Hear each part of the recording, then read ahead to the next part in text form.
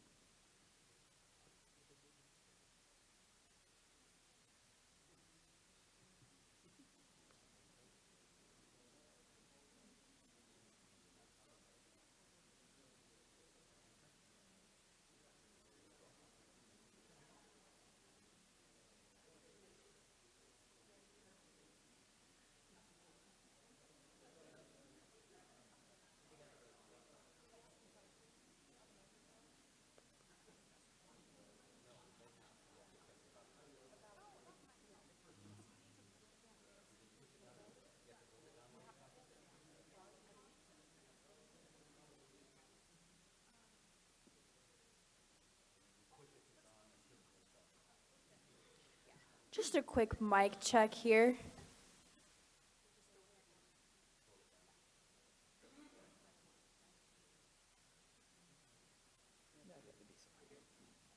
Test, test.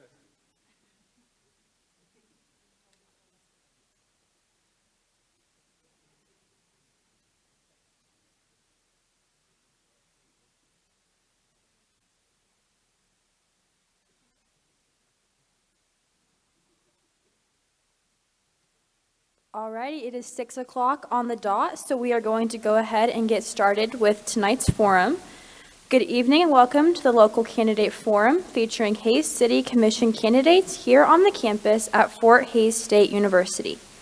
We want to take a moment to thank our other sponsors for this event: Student Government Association, the American Democracy Project, the Department of Political Science, the Chamber in Hays, Kansas, and the Docking Institute of Public Affairs. My name is Ella Burrows, and I am this year's Fort Hays State University Student Body President, and I will be moderating tonight's forum. And I'm also joined here by Dr. Wendy Roletter-Sook. She is the Director of Pre-Law and Legal Studies, as well as a professor in the Department of Political Science here at Fort Hays State University. We have with us tonight our candidates for the Hays City Commission, seated alphabetically: Kelly Ankar, Reese Barrick, Elena Cunningham, Diana Pantel, and Mason Reuter. Welcome to all of you candidates, and thank you for being here tonight. The format of this forum will be as follows. Each candidate will have a 60-second opening statement. In that statement, we ask that the candidates address why they are running for a position on the Hays City Commission and what skills and/or experience they would bring to the commission. Then we will move on to questions. We will begin with a few questions prepared by the committee that planned the forum. About 20 minutes into the forum, we will begin collecting questions from the audience. Please pass your cards to the end of the row, as one of our volunteers will be by to collect them. We will get to as many questions from the audience as time allows. Each candidate will have 60 seconds to answer each question. If a specific candidate is named in a response from one of the other candidates, the named candidate will have an opportunity to make a 30-second rebuttal. Each candidate will have a 60-second closing statement. Of course, we encourage and appreciate civility and a healthy, robust discussion. In order to move through as many questions as possible, we ask that members of the audience please refrain from applauding, cheering, or demonstrating during the forum. Candidates, we will begin opening statements in alphabetical order. Then for each new question, we will rotate to the next candidate in line to answer the question first.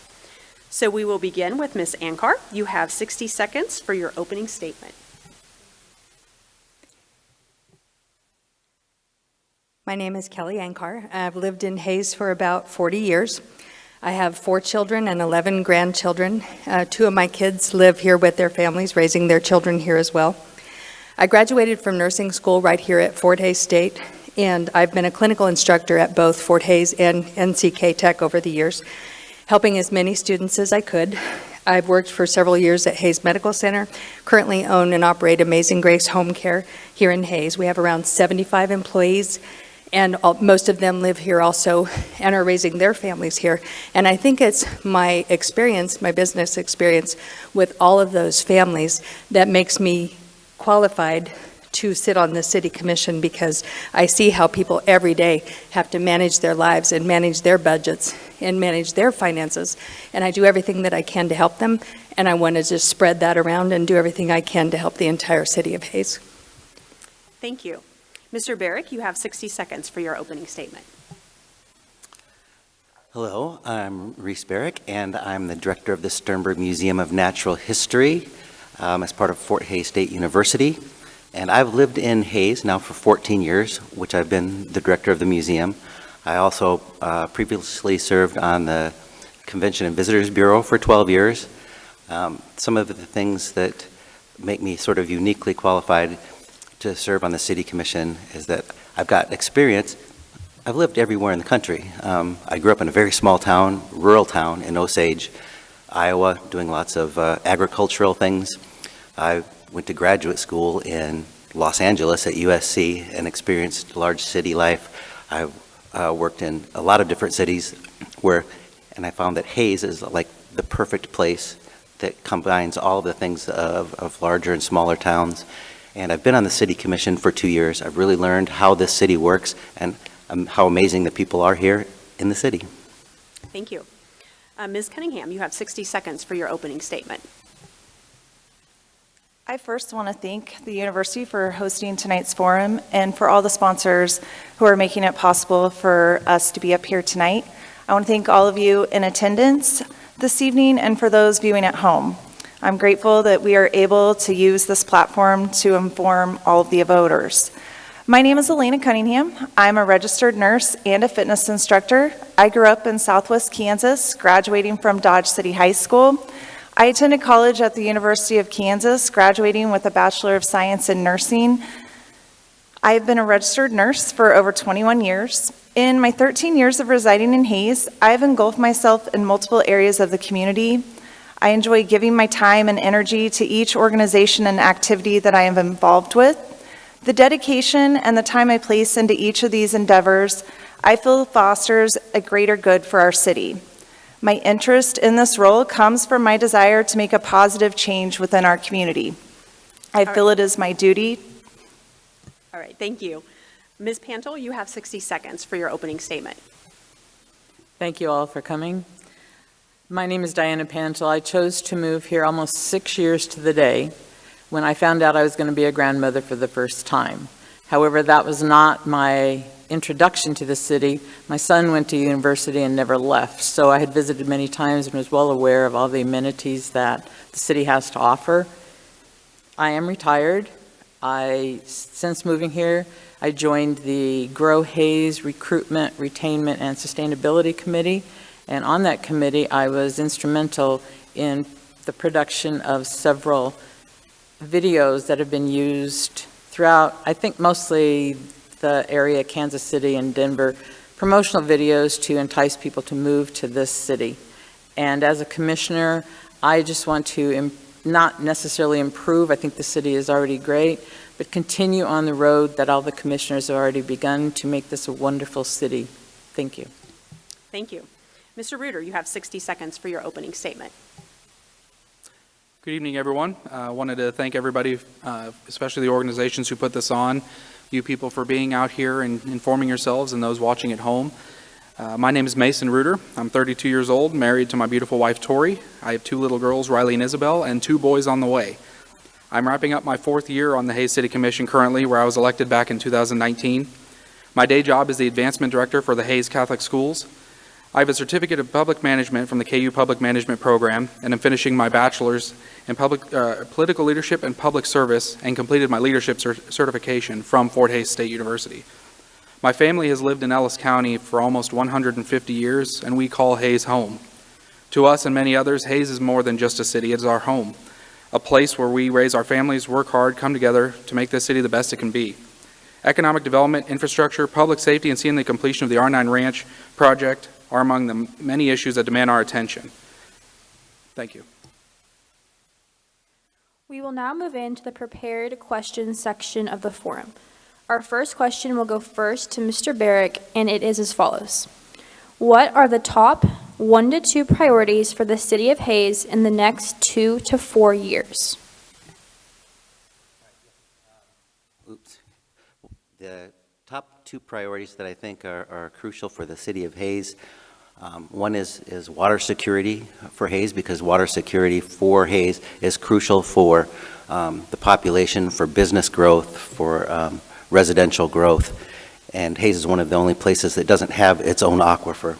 And so the Hays has been for many years working on a project from the R9 Ranch to deliver water to Hays, and we're getting very close to the point of being able to start a pipeline to bring water to Hays. I also, following that, think that housing is a very crucial issue, because we need to have housing of a lot of different styles in order to accommodate younger families and seniors, and it's going to take that for growth of the city and stabilization of the population, because we know that's going to be important, especially for an area in western Kansas, one of the few that has the opportunity to actually grow. Thank you, Mr. Barrick. The question will now go to Ms. Cunningham. What are the top 1 to 2 priorities for the city of Hays in the next 2 to 4 years? So I feel one of our top priorities would be maintaining our economic growth. With this, we need to reduce our housing shortage by offering a large variety of housing and in different areas. This would also lead me to my next area of concern, that would be to retain the youth and keep them in our area instead of having them move away, giving them housing, variety of housing that could help them want to stay. And then also incentivizing builders and developers to bring in more opportunities to our area to encourage everyone to stay here. Thank you, Ms. Cunningham. The question will now go to Ms. Pantel. What are the top 1 to 2 priorities for the city of Hays in the next 2 to 4 years? I feel that water, as mentioned, is critical. I mean, without water, none of us are going to be around.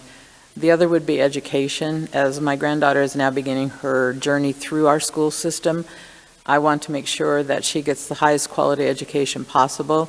I think we have a great system here, and I think we need to do whatever we can to retain that. The school bond was a great measure, and thank you all for helping pass that. Thank you. Mr. Reuter will answer the question next. What are the top 1 to 2 priorities for the city of Hays in the next 2 to 4 years? Thank you. Priority number 1 right now is seeing through the completion of the R9 water transfer process that we've started many years ago. So we are currently now towards the end. There's a light at the end of the tunnel to get the water transferred up here from the R9 Ranch that we purchased back in the early 90s that's down in Kinsley. So we've been working really diligently on making sure that we're following all the state statutes and even going above and beyond for sustainability and conservation. Responsibility number 2 that I think we need to see in the next 2 to 4 years is not letting up on the gas pedal of identifying incentives and means of communication and attraction for the businesses and the housing development people that we have coming in right now. So we've been really fortunate to go through COVID with a positive influx of housing and businesses, and we need to keep that going as fast as possible. Thank you, Mr. Reuter. The question will go finally to Ms. Ankar. What are the top 1 to 2 priorities for the City of Hayes in the next 2 to 4 years? There we go. My top priority is pushing the button to talk, right? My top priority is to take a good, hard look at how we're spending the taxpayer dollars and work toward managing that spending, cutting waste wherever we can, identifying small places where we can save money, so that way we can maintain a revenue neutral status. The eventual end goal of that would be at some point in time to see some relief for the taxpayers in our property taxes. If we can get a handle on that and reduce that, we will see an increase in people who can afford to live here. My concern is that if we don't manage our spending, like everybody in this room has to manage their own spending, we will end up with an even bigger housing crisis because people won't be able to afford to keep their homes. They will be property taxed right out of their homes, and then we'll have a community of renters, and it's even going to be more difficult to attract and grow Hayes. Thank you. Our next question relates to water, which many of you had noted as one of the top priorities for the city.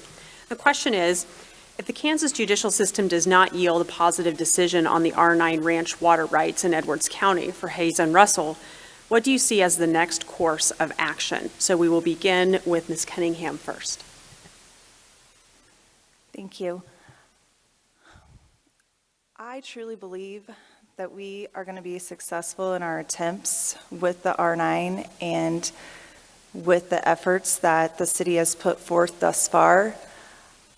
The next step would be that if we don't get the answer that we want, would be to just keep working at our conservation efforts. The city does an amazing job, and the citizens, in teaching our youth and carrying that through to our own homes and making sure that we're conserving water. And it would be then us going back to the drawing board to find where we can find a sustainable water source if the one that we are planning for the future does not prove in our favor. Thank you. Ms. Pantel, you have the question next, and that is if there's not a positive decision on the R9 ranch water rights case, what do you see as the next course of action to address the water issue? I don't know enough about that issue to know if it's going to go forward or not, but water is always going to be a finite resource and worthy of conservation, and I've been amazed at the efforts the city has done towards conservation. I would like to see perhaps on the new construction that is going in, some statute limiting the amount of lawn that is put in to more sustainable natural areas. I'm very passionate about that. I think it will improve our overall quality of life as well as conservation of water. Thank you. Mr. Reuter, you have the question next, and that is, what is the next course of action if R9 does not come through as we expect? So as exciting as all these judicial proceedings are when you listen to them, I mean, it's a lot of, lawyer talk and whatnot, but our staff, our engineers, and our attorneys have been absolutely wonderful at really going through each and every level of statute, making sure we're following everything that we need to do, and ensuring that we are going to be sustainable for years to come. I don't foresee us getting a negative pushback on this at all. It went through, the master order went through, and we're in the middle, close to the end of the Transfer Act proceedings, and the hearings that we had on that were very, very informative. We had a really good turnout and a really good attention to our details for what we're moving forward. So it's just something that we have to do. We explained that to Senator Moran last week, is how important this project is to the future of Hayes. Thank you. Ms. Ankar, you're next. If the judicial system does not yield a positive result on the R9 ranch, what do you see as the next course of action? I did it again. I agree with working toward finding better ways to conserve water, but some common sense things like maybe instead of regulating the amount of water, for instance, on the automatic watering systems, look at more policies that look at the time of watering. I don't think it makes sense to wait till the water's running down the street before we discover who's using the most water, and then we could implement, with the permit for the automatic watering system, a time limit on it. So, for instance, you can water your lawn for 12 minutes a day after a certain time frame. And I think that way we could actually have a good estimate of how much water usage would be, taken out during that time. The other thing I would look at, if it does come to pass, or if it doesn't pass, but honestly, even if it does pass, I think we should look at the biggest users of water and see if there's some technology in place that might be able to help those users be more conservative. And we can look at attracting industries to town that That's time. don't use water. Sorry, we got to 60 seconds. Mr. Barrick, the question comes to you now, and that is as a next course of action if R9 does not come through. Yes, well, I think, as mentioned, Hayes does a great job of water conservation. The department goes to water conferences to figure out how to reduce water consumption, and we would have to really rely on that turf reduction, looking for water leaks, monitoring outdoor irrigation versus indoor water usage. But the reality is, the city's looked at other water sources. So there's plans, if we had to, it'd be very expensive to try to get some of the other sources, whether it was Ogallala Aquifer or Lake Wilson water. They're just not really viable. They've been researched. The reality is, if you watch, we're at the Supreme Court level, and we're also at areas where we're very close to making sure that this water transfer all goes through. We are going to be successful. As I said last time when I was running, there is no option to fail. This has got to work, and it will. Thank you. Our next question is in regards to labor, and it will go first to Ms. Pantel. What do you think the problem is with the labor supply? What measures should the city take to resolve the issue, if any? I know that unemployment in this area is at 2%, so obviously people are working. Probably the biggest thing we can do is to address the housing shortage, which I think we are doing. Whether it's satisfactory or not, I guess will be proven out over time, but there is time involved in building housing.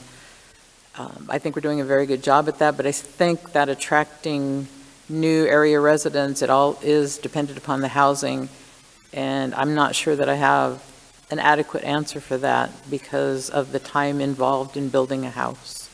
But I think housing is the biggest deterrent to attracting new labor. Thank you. The question will go now to Mr. Reuter.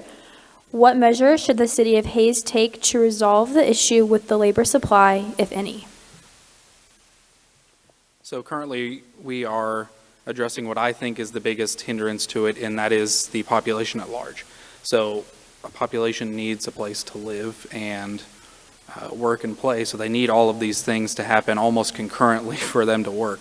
So the greatest need we have is, I know I've talked with Grow Hayes a few times, and one of the big hindrances is some of these businesses want to come here, but there aren't enough people to staff these businesses once they come here. So it's a population issue. So the greatest thing we can do is continue to find ways to incentivize the building of houses at all levels, from anything from current affordability all the way up to anything we need. Our housing study has shown that we are lacking in every single area, from studio apartments all the way up through any housing you can think of. So once we address the housing issue, hopefully that'll be the first domino to fall, and that's where we'll focus. Thank you. The question will go next to Ms. Ankar.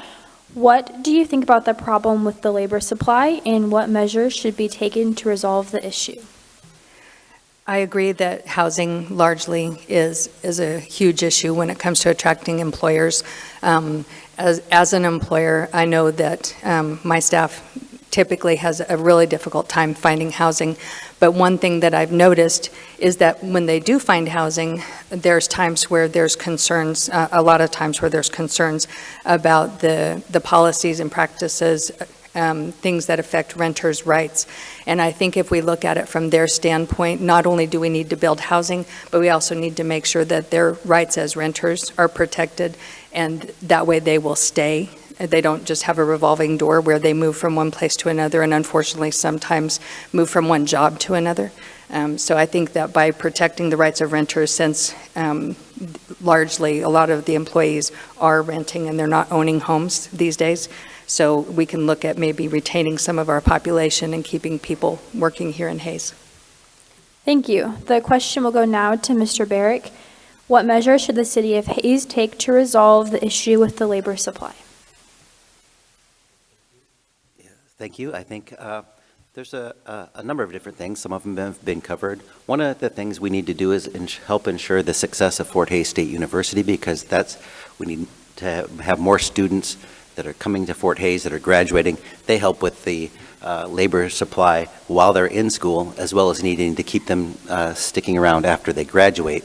Housing is hugely important because a lot of retail industries looking to move, maybe moving to Hayes, they look at the number of housing units that are around to see if there are enough people to be interested to move to Hayes. So housing is a huge issue, and if we address that, that will help address attracting businesses, which are going to bring people to help fill those jobs while they're moving to Hayes.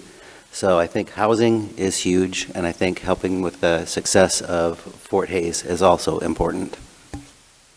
Thank you. The question will go finally to Ms. Cunningham.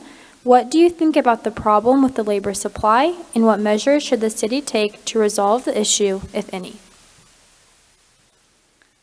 So I think the solution is multi-layered. It's not just a single answer.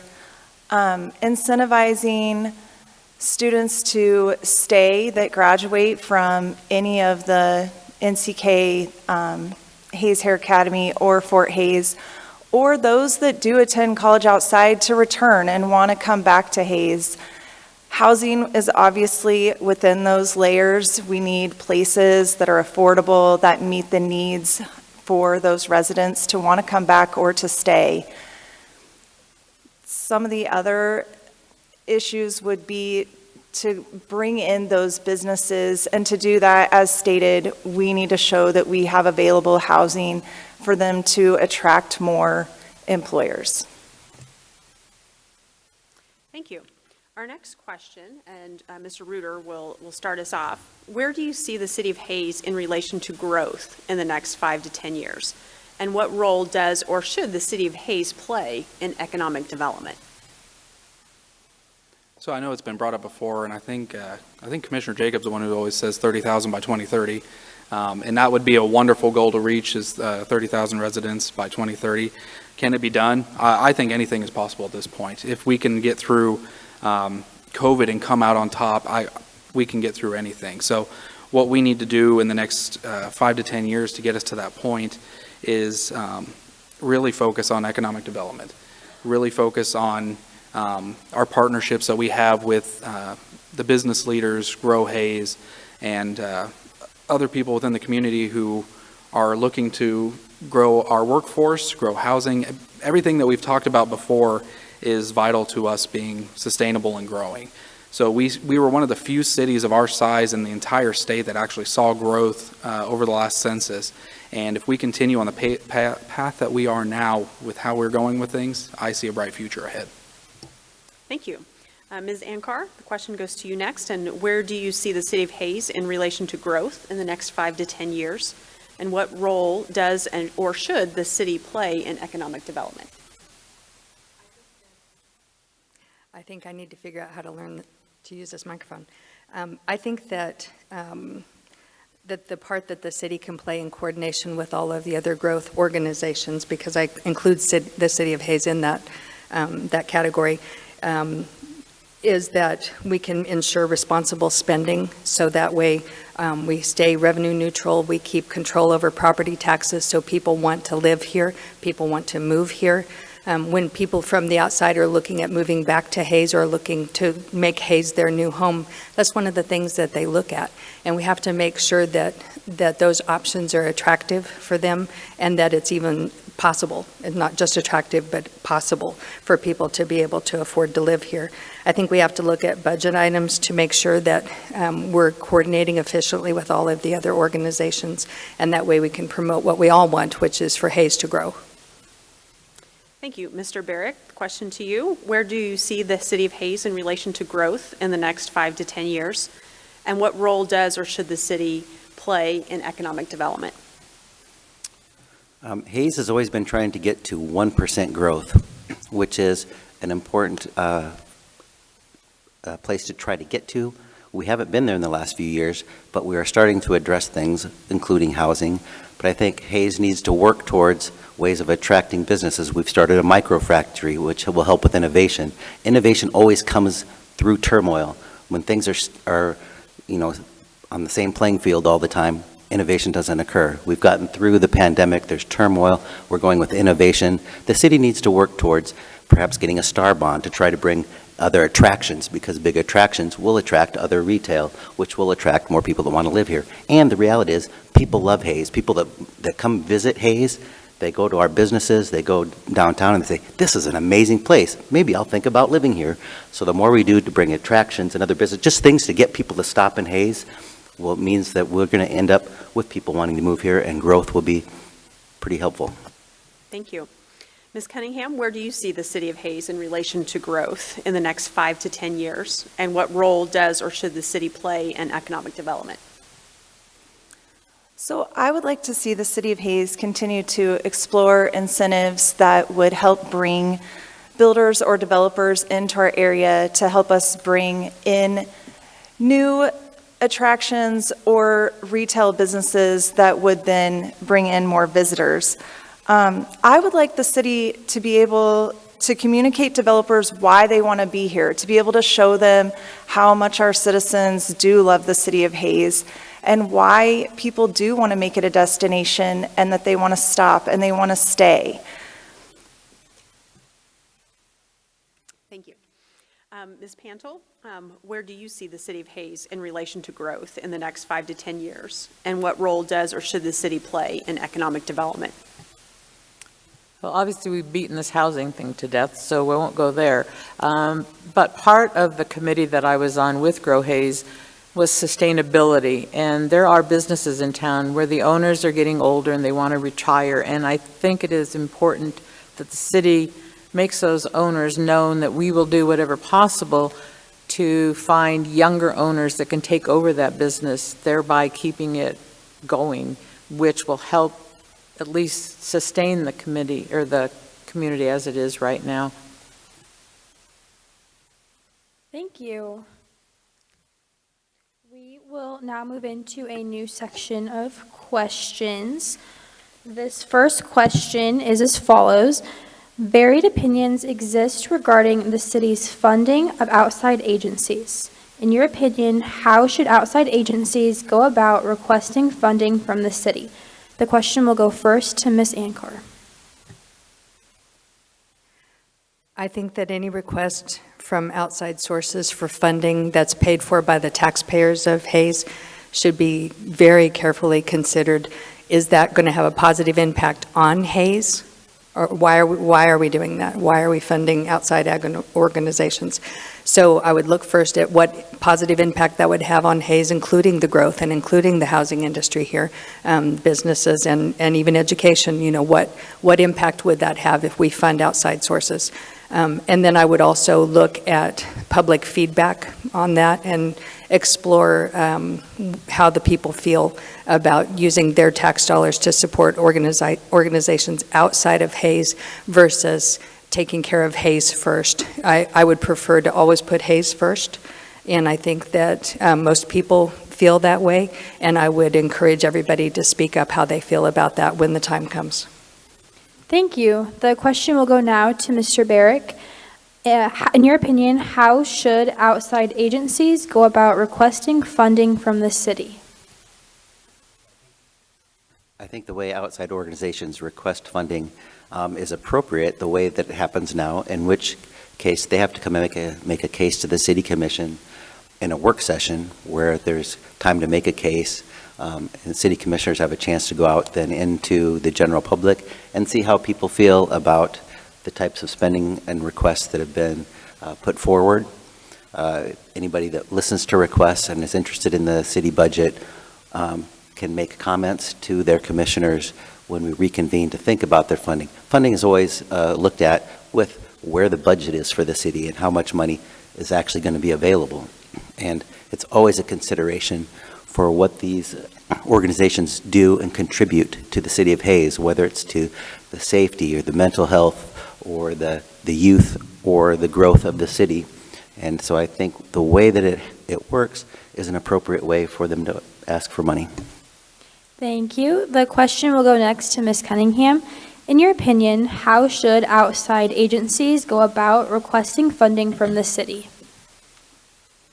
So as Mr. Barrick stated, I feel that the guidelines that are set currently by the city for the outside agencies to request funding is adequate. They have to present their case as to what they are needing funding for, why they're wanting it, and the benefits that it would provide back to our community. I feel that the commission does a good job at looking at the budget, seeing what money is available, and deciding, again, the benefits from these outside agencies and if that fits the needs of our citizens. Thank you. The question will go next to Ms. Pantel. In your opinion, how should outside agencies go about requesting funding from the city?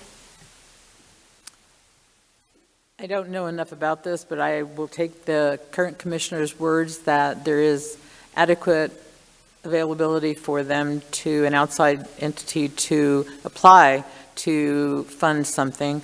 I think you would need to take it on a case-by-case basis to know why outside funding is being either requested or being input. What is their overall, I guess, agenda? What do they hope to gain by investing in our community, by being outside of the community? So I would want to know that answer.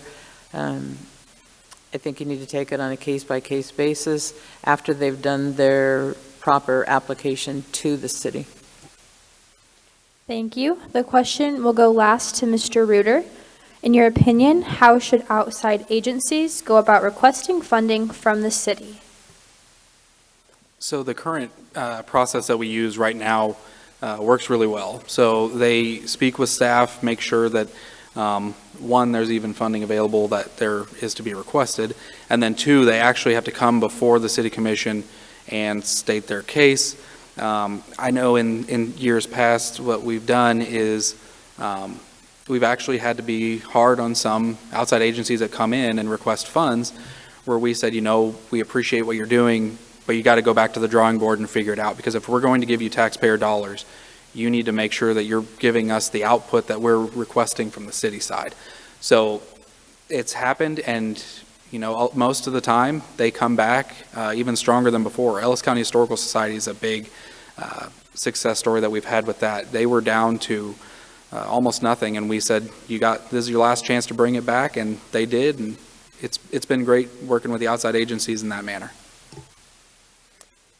Thank you. Departure times and advance postings of flights at Hayes Regional Airport have been challenging the past several years. How would you advocate on behalf of the airport and EAS as a commissioner? First, we go to Mr. Barrick. All right, great question.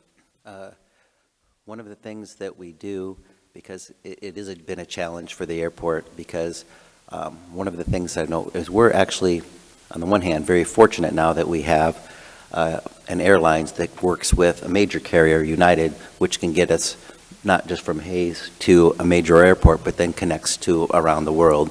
And in the past, we've had really small airlines where if you didn't make your connection, there was no way for anybody to reconcile that. So what we have to do, we have to go to our federal government and try to make sure that EAS is able to get the number of pilots that are required in order to make these airlines viable. And so it's really working with our federal representatives to try to push the government to work with the FAA to basically increase the ability to get the pilots. Thank you. Question next to Ms. Cunningham. How would you advocate on behalf of the airport and EAS as a commissioner? So I think the biggest factor is if we could increase the amount of pilots that the airlines have. I wish that as a city we had more control over that.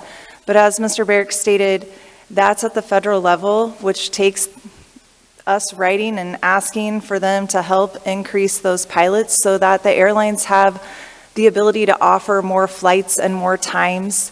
I am very grateful that we are associated with United and what they do offer, and that we're able to fly people in and out of our community. Thank you. Ms. Pantel, the question goes to you next. How would you advocate on behalf of the airport and EAS as commissioner? I too am very grateful that we have an airline here. My son on the old airline that was here, the small one, once took a flight where he had to counterbalance his luggage on the plane. So I think it's pretty exciting that we do have the carrier we have now. It's a problem throughout the country, the pilot shortage as well as other staff. So we have limited resources for that other than to just provide our support for our current airline and make sure that our own airport is up to their standards. If they think that there's something lacking, we need to address that with them. Thank you. Mr. Reuter, how would you advocate on behalf of the airport and EAS as a commissioner? So currently, what we are focusing on is SkyWest, which is our United carrier, is working with the Department of Transportation on re-identifying themselves as a Part 135 carrier. And what that means is they would actually, it would reduce the amount of seats but increase the amount of flights to us, and it would create competition within the pilot shortage to allow people to train more. So right now, the largest hindrance that we've heard has been the amount of hours that pilots are needed for both pilots and co-pilots. So we're having a shortage there. So the greatest thing that we can do right now is to continue to put pressure on the federal government, the Department of Transportation, to get that working. So we've done that by actually sitting down with Senator Marshall and Senator Moran and Representative Mann and letting them know they need to advocate on our behalf and the behalf of EAS communities all around to get the Department of Transportation to finalize this process that's been going for about a year plus. Thank you. And Ms. Ankar, a question to you. How would you advocate on behalf of the airport and EAS as a commissioner? I am very grateful for our airport services here, and I think it's actually critical that the City Commission do whatever is possible to help not only improve our status and our standing, but attract more flights and more business to us through our airport. I think it's an advantage to us here in Hayes to be able to offer this, not only to travelers, but to businesses, frankly, all over the country.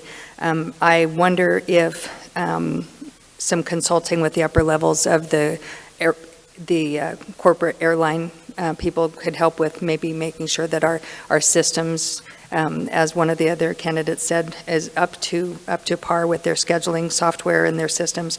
Make sure that we're not lacking anything, we're not lagging behind and causing any parts of this problem. So that way we can focus on the parts that maybe the federal government would have more input on.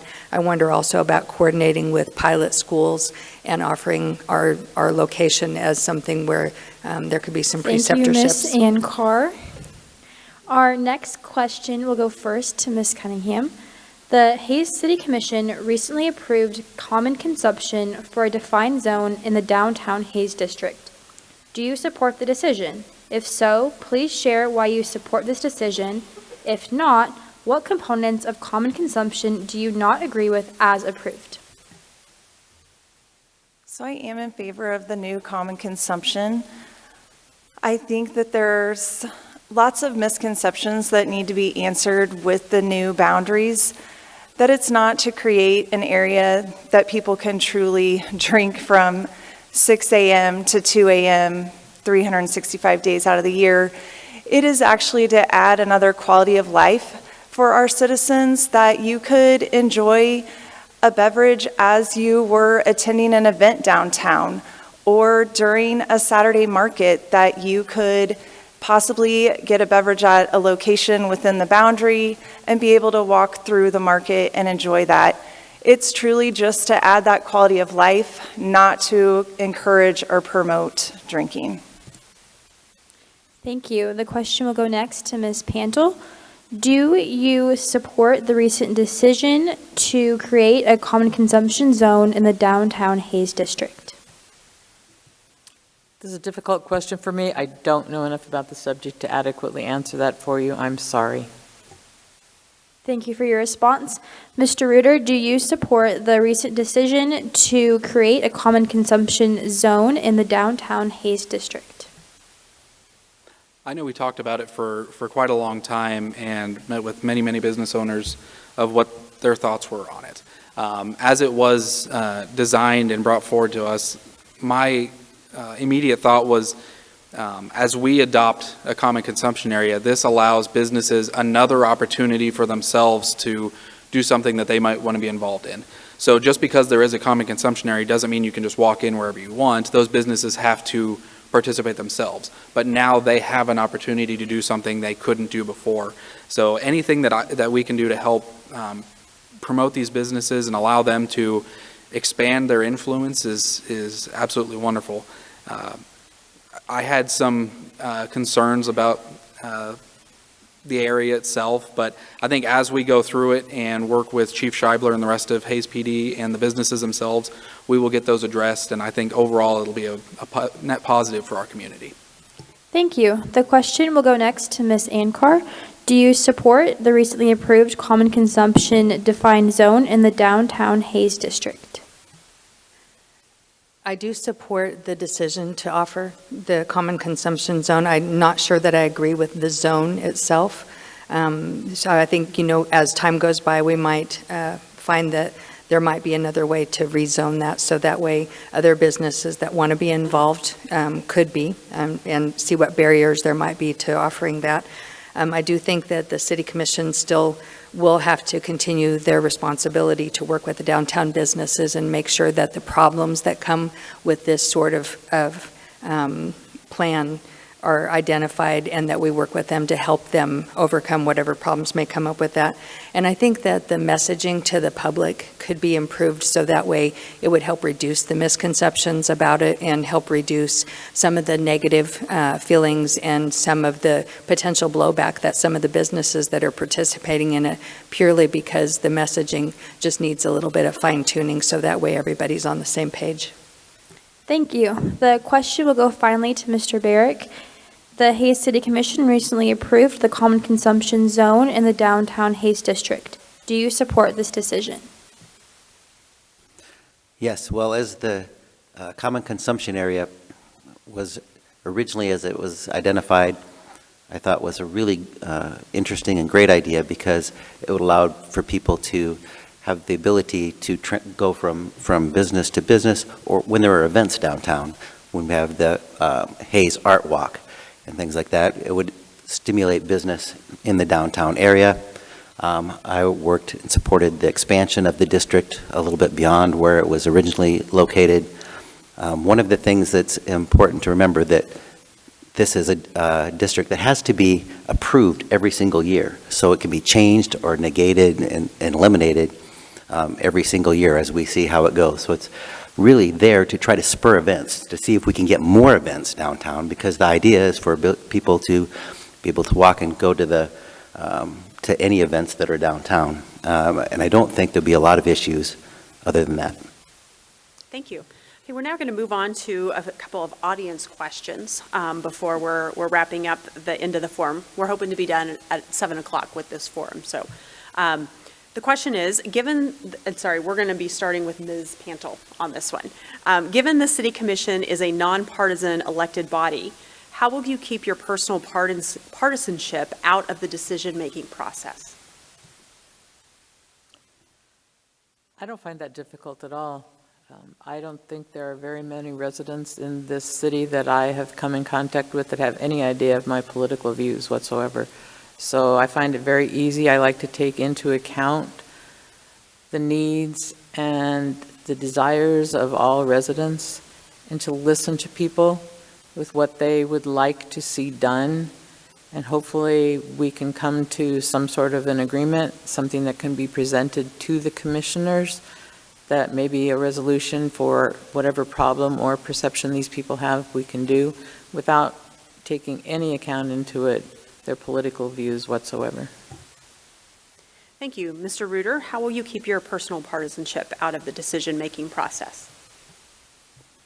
So I think the greatest thing is, being nonpartisan as a city commissioner is I don't answer to an individual, to a party, to a platform. I answer to the citizens of Hayes, period. I respond to everybody else of what they are wanting Hayes to be. I am a public servant. I am not up here to run the town. I'm here to help guide the town with your guys' vision of how we should be in the future. So partisanship aside from that, it's all based on what we believe is best in the best interest of the city of Hayes, and beyond that is not a whole lot. We just need to focus on what we're focusing on and stay the course. So I represent Hayes as a whole. I want to help everybody. Thank you. Ms. Ankar, the question for you, how will you keep your personal partisanship out of the decision-making process? I think that actually will be really easy for me because I feel like we're all governed by the same rule of law, the same constitution, the same city ordinances, the same policies. We're all governed by those same things. So it doesn't matter whether my personal political party is one or the other, or whether your political party is one or the other. We all live under the same rules, and we all have to do it together. So I don't really think that'll be a problem at all. I think the focus should be on compromise and communication and making sure that we examine whether, the practices and the policies and the programs, the things that we're doing, are they necessary? What positive impact will this have on Hayes? And I think that partisanship will just go by the wayside with that when we're all on the same side. Thank you. Mr. Barrick, how will you keep your personal partisanship out of the decision-making process? Great question. One of the things that I find fascinating about the city politics is it's really the closest to the citizens anywhere in the country, and it's really the most important because everything that a city does affects the citizens of any city, probably more than any state or national politics. If you look at any partisan politics, their platforms are always at the federal level or at the state level. And so what's great about the city is there are no platforms. There is nothing that says, any partisan leadership is going to be involved in trying to shape city government. So it makes it fairly simple. And I think sometimes you might worry when you're running for city office of what partisan politics could be. But when you get there, you find out, no, there are no partisan politics, and everybody is truly working together, paddling down the same stream. Thank you. And Ms. Cunningham, how will you keep your personal partisanship out of the decision-making process? So I too do not find this challenging. In fact, the thing that drew me to the city with city politics is that it is nonpartisan. That was a big concern of mine, and when I found out that we're all here to just help better the city of Hayes, that enticed me even more to want to be a part of the city commission. I don't have a personal agenda. I want to serve the community as a whole, and I just want to do the best we can for Hayes. Thank you. We will now move to our next audience question, starting first with Mr. Reuter. The question is, would you allow tax incentives for new businesses or more housing? Yes. Simply put, yes. So that is something we currently do, and it has proved beneficial in what we've used now. I know one of the first things we did in very early 2020 was the Tallgrass edition that Grow Hayes has developed with Heart of America was based on an RHID. So at the time when we came in, the RHID was really, really strict on what it could be. So we said, let's relax those regulations, let's open it up, and because no one's using it now, let's see if we can get something. And now we've got 75 homes being built and basically sold already, vertical, all at a specific price point, and they're even growing now. So we utilize tax incentives in various ways through TIFs, CIDs, RHIDs, and hopefully potentially a star bond, which is a great utilization tool that we could use to attract a lot of new housing and retail. Thank you. The same question will go now to Ms. Ankar. Would you allow tax incentives for new businesses or more housing? Are you saying for more housing or more housing? Or, but I think it's assuming like both instead of either. Okay, because I'm understanding that question to be making a choice, either or. So I'll answer it both ways. Yes, I do support tax incentives for businesses because in any business model, that tax incentive is critical toward attracting businesses to our area. And I don't think it's an either or proposition. I think by offering those tax incentives to businesses that will help us actually on our path to improve the housing situation in Hayes, and we can use that increased housing to turn right back around that full circle and attract more businesses, including the tax incentives. Thank you. Mr. Barrick, would you allow tax incentives for new businesses or more housing? The answer to that is yes, because we, as a city commission over the last several years, have done that. And we've used it pretty well. And the interesting thing is there are different types of tax incentives, like the rural housing development. And the interesting thing is different developers, different businesses are interested in different incentives because the way that they either have to invest money or get their money back is different depending on the type of incentive. The reality is any developer has to put money in. 30% of a project has to be put in, and then they get their money back over 25 years with tax incentives. And the reality is if we don't have these businesses moving in, there'll never be taxes coming into the city. So even though if we give up 10 years worth of taxes or 20 years, it's going to come to us, but we need the businesses here to ever be able to grow and get increased tax base. Thank you. The question will now go to Ms. Cunningham. Would you allow tax incentives for new business or more housing? I absolutely would allow tax incentives for new businesses or for housing. The city has been doing this, and there's several incentives out there. Each one fits, as Mr. Barrick stated, each scenario differently. And it's a matter of finding the right one that works for that builder or that developer or that industry to come in. And so, yes, I would definitely want to work with those that are looking for those incentives to help continue the growth. Thank you. The question will go finally to Ms. Pantel. Would you allow tax incentives for new business or more housing? The answer is yes. If it was an or, I would allow housing first before businesses. However, I understand from an individual taxpayer basis or understanding that this is a very difficult pill to swallow, but I think it is necessary in order for our community to not be stagnant and to actually grow. Tax incentives seem to be the name of the game, and we have to play if we don't want to lose residents or lose businesses, and we just dwindle down in our community. Thank you. We will now move on to closing statements. We are, I think, at the start of the order again. So Ms. Ankar, you will go first. You will have 60 seconds. I want to say thank you to so many people for the amazing support I've already received on this journey. I will work toward common sense budgeting practices like all of you have to use in your own families and your businesses to ensure that our money is used wisely. I promise to hear you when you contact me with concerns regarding issues impacted by city spending and city policies. I will propose policies to lower taxable valuation of properties here to decrease property taxes like other cities have done. I will dig deep to control spending and wasteful practices so we can stay at or below revenue neutral. I'm Kelly Ankar, and I hope that you found enough common ground with me this evening on some of these issues to earn your vote.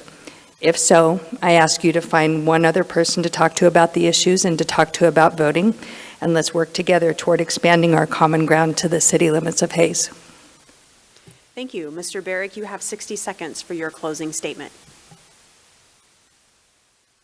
Thank you, and I'd like to thank everybody for attending tonight and watching tonight or watching the video in the future, and thank you for all of you for presenting this opportunity for us.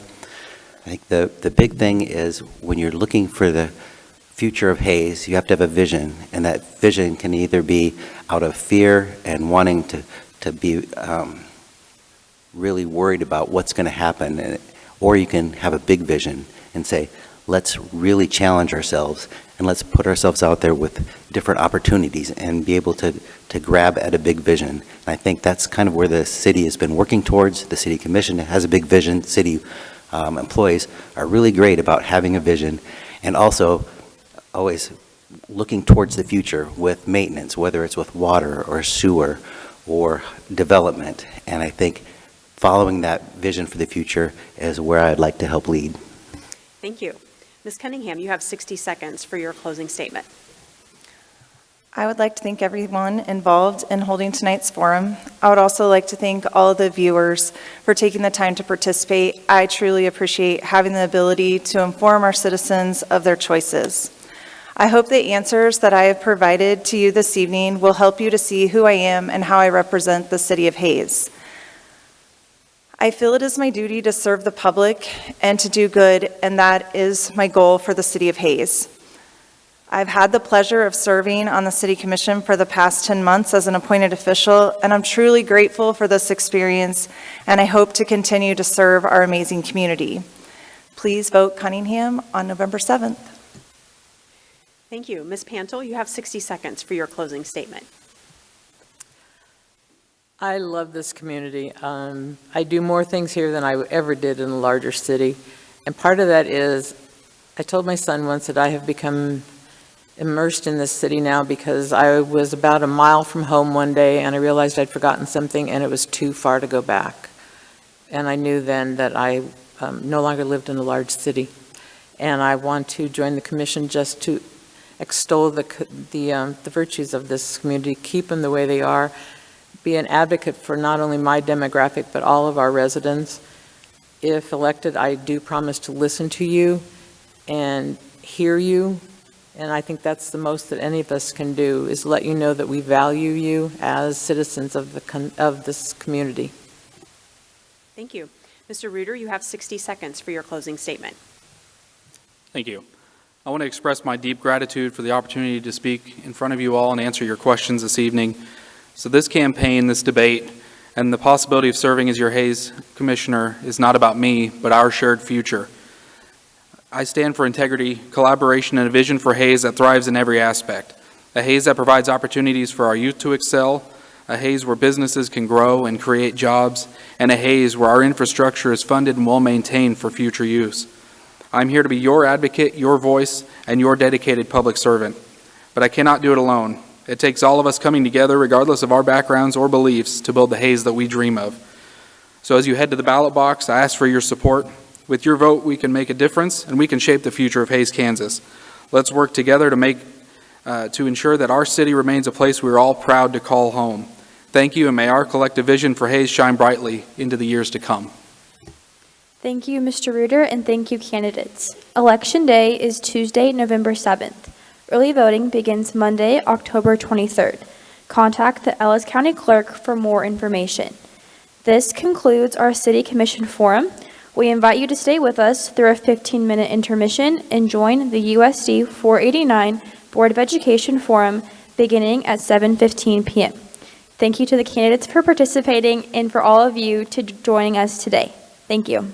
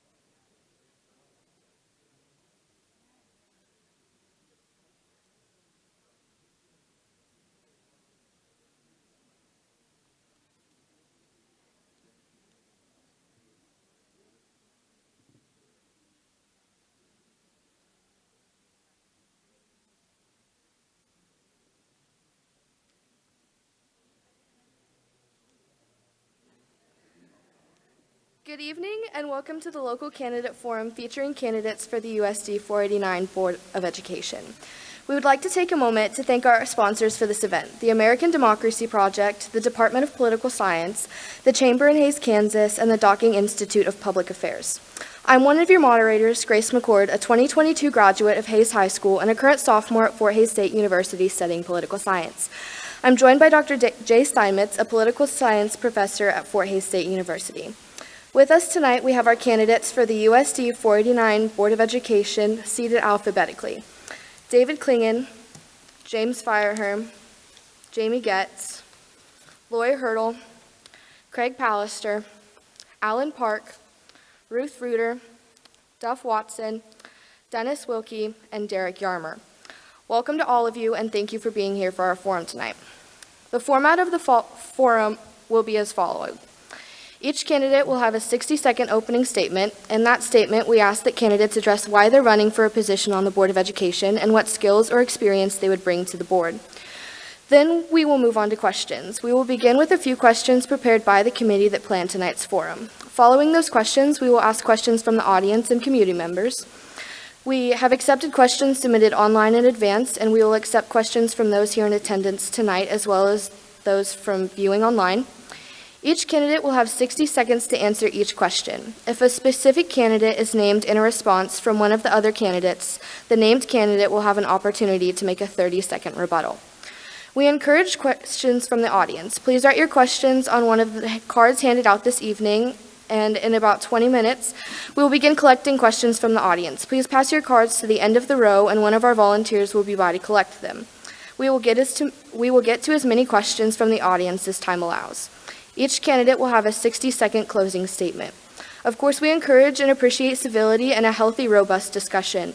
In order to move through as many questions as possible, we ask that members of the audience please refrain from applauding, cheering, or demonstrating during the forum. Candidates, we will begin opening statements in an alphabetical order. Then, for each new question, we will rotate to the next candidate in line to answer the question first.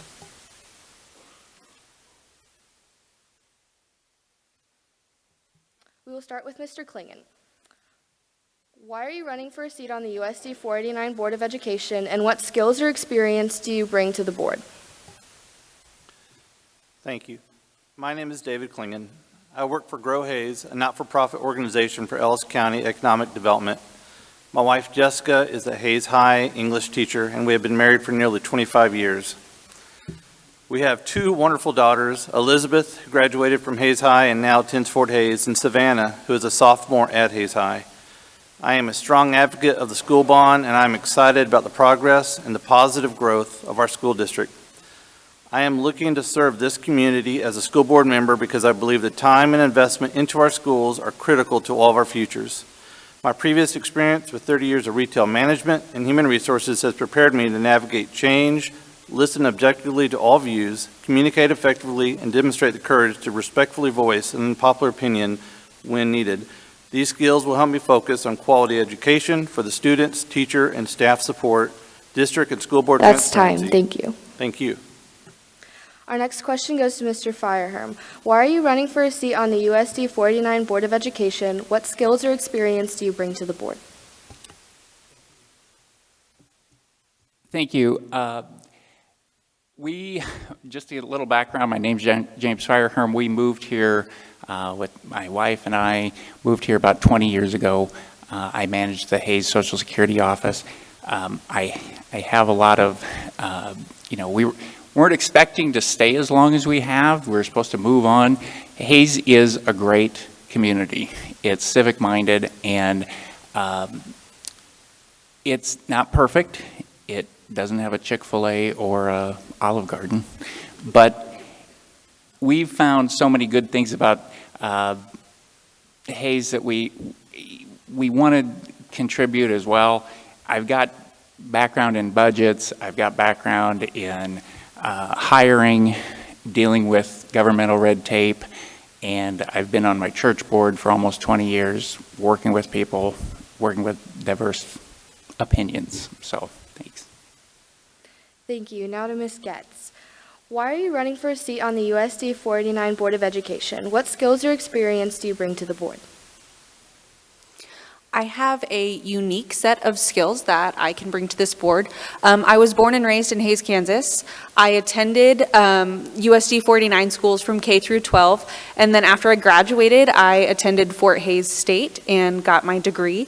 I then became an educator and taught in the Hays District for 7 years. I have been through truly every level of education that our community has to offer. Now I have two children that are in the district themselves, and I just want to help make this district as best as it possibly can be for them. I have been a part of the NEA in the past, so I have experience with what the teachers look like with their contracts. I have also worked closely with superintendent and the board in the past in those aspects, and I really just want to help make this district great. Thank you. Ms. Hurdle, why are you running for a seat on the USD 489 Board of Education, and what skills or experience do you bring to the board? I think the main reason is because I want to make a difference. I want to serve the community. I want to serve the children, the students of USD 49, the families.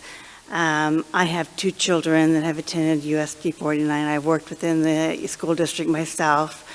And I think I have knowledge level not only within the school district, but also in my trade as a therapist to be able to make some good decisions that can help this school district and progress in areas that people will be very proud of.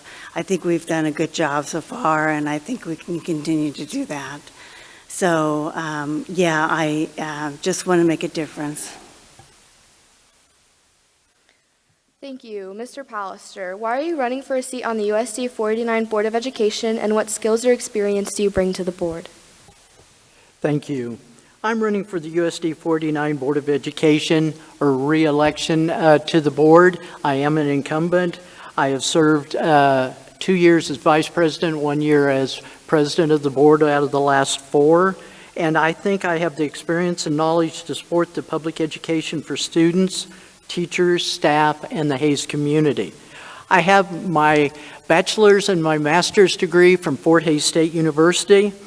I have experience in teaching as well as being a principal for 38 years in the public education.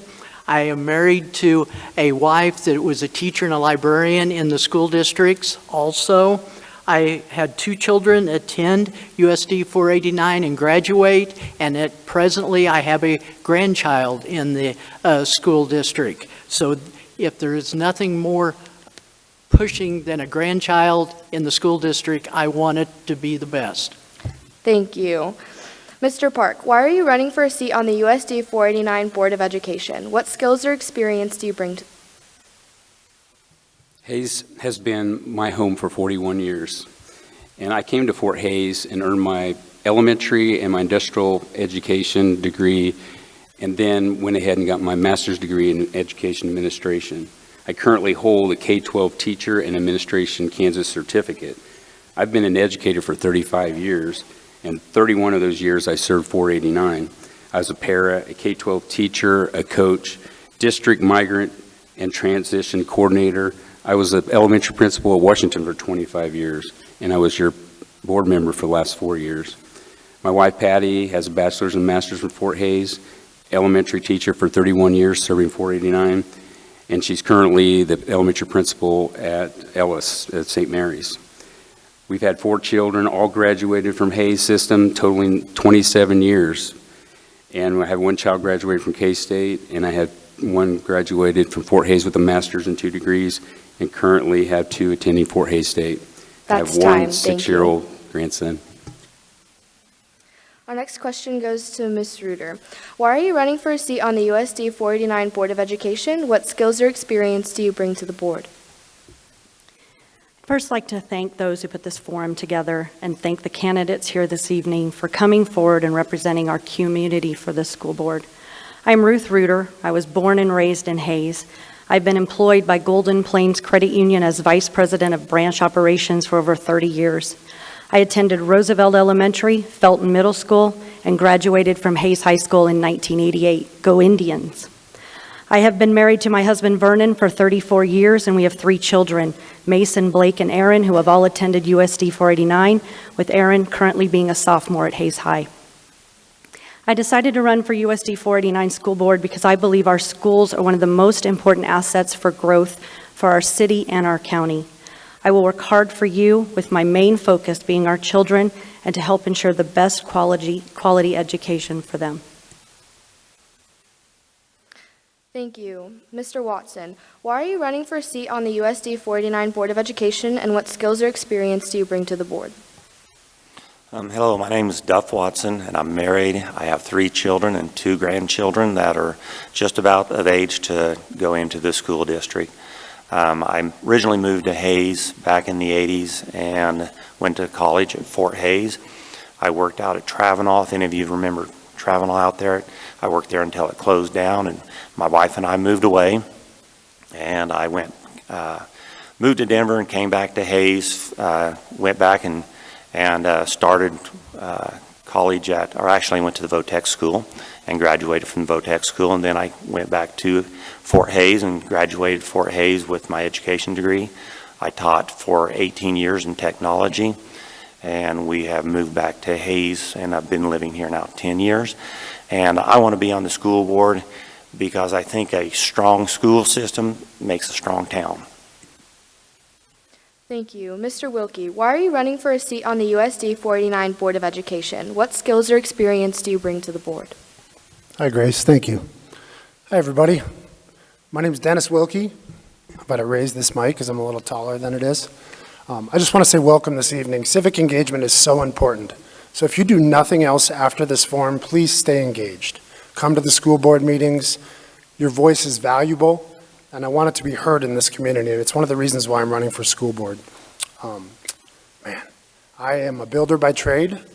I work for Roof Masters Roofing. I'm a project manager and superintendent, which means I just solve problems all day long. I'm a husband to an amazing wife. I have 5 children, one that is a nurse in Omaha with a bachelor's in science and nursing, one that's a staff sergeant in the United States Air Force, currently studying aerospace engineering and going to be a pilot. And then I have another daughter that graduated from Hayes High in 2022 and is at KU, a 9-year-old and a 7-year-old at O'Laughlin. And man, it would be an absolute pleasure to solve problems and step alongside you on this awesome journey of our kids' education. Thank you. Mr. Yarmer, why are you running for a seat on the USD 489 Board of Education, and what skills or experience do you bring to the board? Hey, I'm Derek Yarmer. Grew up southeast of here, went to Oast-Bison, so fairly local. My wife and I went to Fort Hayes together, and she went on to NCK and got a nursing degree. We were fortunate enough to be able to move back in 2015 to, live here and raise a family. We've got 3 kids from kindergarten up to middle school. We love the district. They're getting a great education. I just kind of want to be part of that and, continue the tradition and try to add what I can to make things better where we can. Another reason why I wanted to be on the board is, provide some oversight as far as the bond issue and the money that's being spent. I want to make sure it's going in the right place to build the right schools for our kids, as well as to make sure the taxpayers are getting what they paid for and what they were told was going to be built. Other experiences and skills I have, I'm in the medical field. We got out of a pandemic. God forbid we have another one. I think I could kind of provide some guidance in that as well. Thanks. Thank you. We will now move on to our next question, and we'll start with Mr. Fireherm. What are your top 1 to 2 priorities for USD 489? Thank you. The first priority is there's a saying that they use at all the board meetings is every student every day. And I believe in that, and I've seen it at work. Just this week they started free lunch or free breakfast for all students that they discontinued earlier this year. That's a great thing. That's an every student, every day kind of thing. The other thing that I'm really passionate about is helping students. We do a great job of getting kids ready for college and for extending their education, but there's a lot of kids that are not going to go to college, and how are we really helping them. I know we have some mentorships and some apprenticeships and some shadowing, and some of those programs are really big. What I would like to do is expand that for good jobs here in Hayes for people that maybe aren't going to go to college. Thank you. Now to Ms. Getz. What are your 1 to 2 priorities for USD 489? My number one priority is what is best for our staff and students. I mean, they're the reason that we're here in the first place. This district is really all about them. So any decision that we make is going to be geared toward making it a better environment for learning and for working. My second priority is going to be transparency, and I think that our current board does a pretty good job of that. There are some areas where we could be a little more transparent or just a little more clear on our intentions. That way the community has an idea of what we are trying to do and why we are trying to do it. Thank you. We'll now go to Ms. Hurdle. What are your top 1 to 2 priorities for USD 489? I think everybody has said, just what I want to say is the students obviously is my priority. I want to make sure that they're well taken care of, that they get their education like they should, and that they are in good standing when they graduate from the high school here. My second thing is I would really like to get more parent involvement.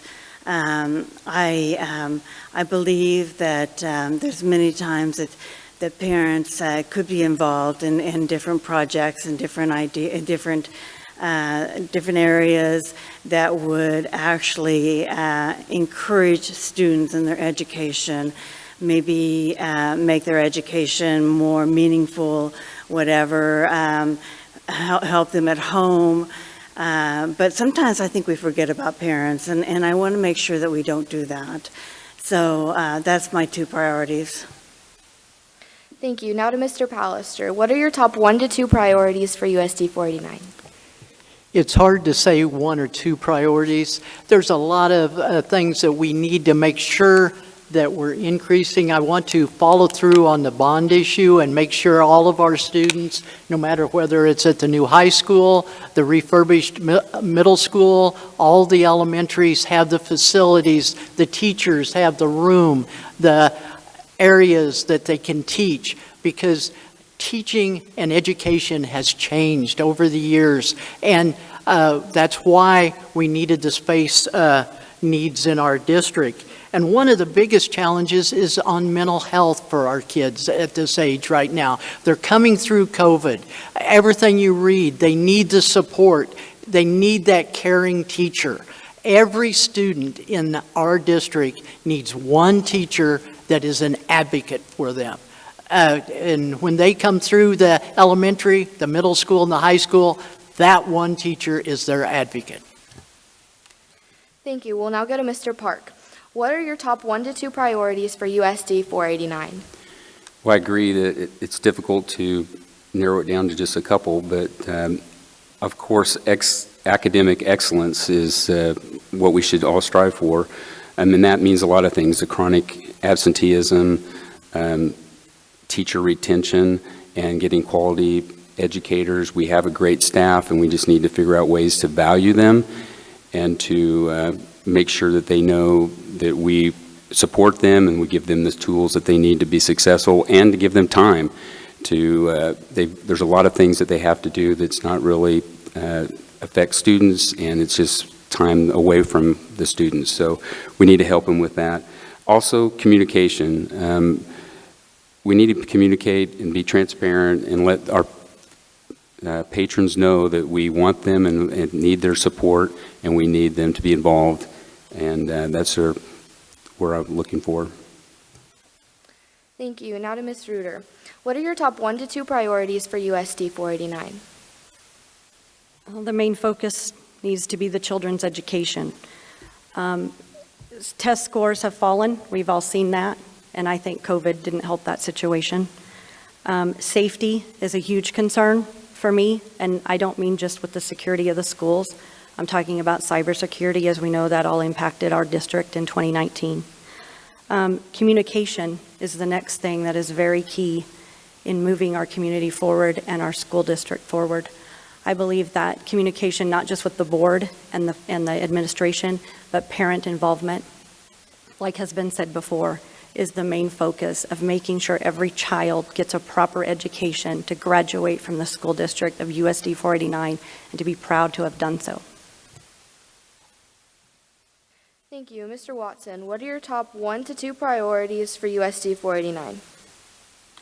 I think the number one priority is obviously, like most people have stated, is the staff and the students.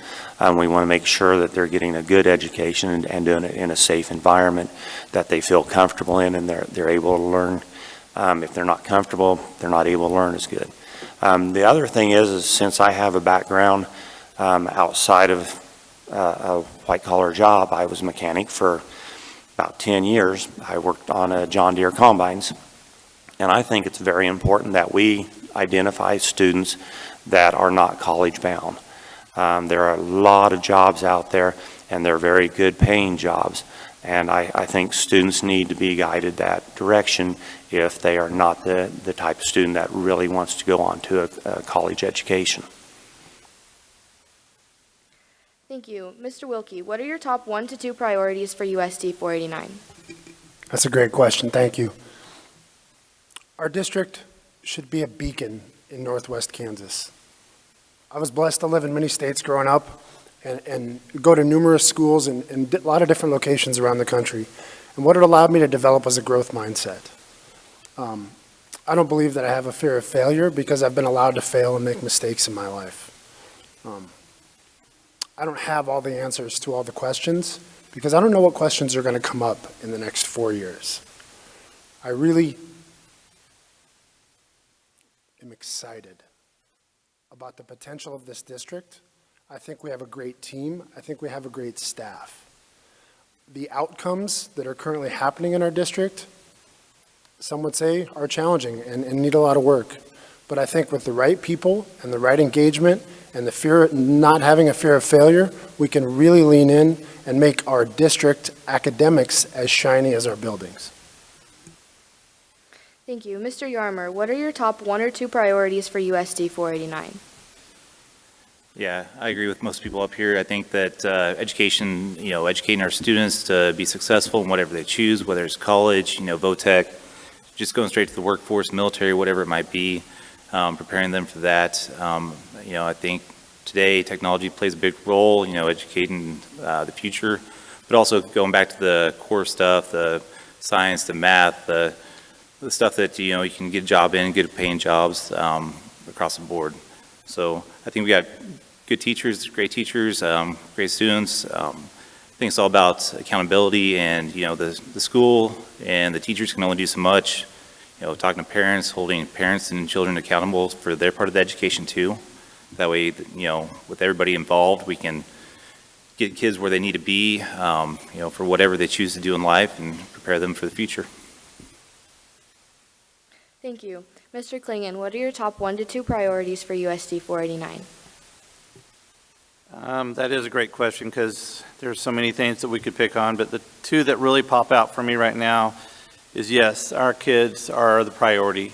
We have to set them up for success. We have to give them the tools to see the future and where that might take them. But ultimately, the best way to do that is to make sure that our educators are set up for success, that we're doing the right steps now to keep these educators here, that we are make sure they have the best benefits that we could do. We're compensating them, we're giving them recognition, but ultimately that we are listening to what they're saying because that's the voice we need to be taking that feedback from.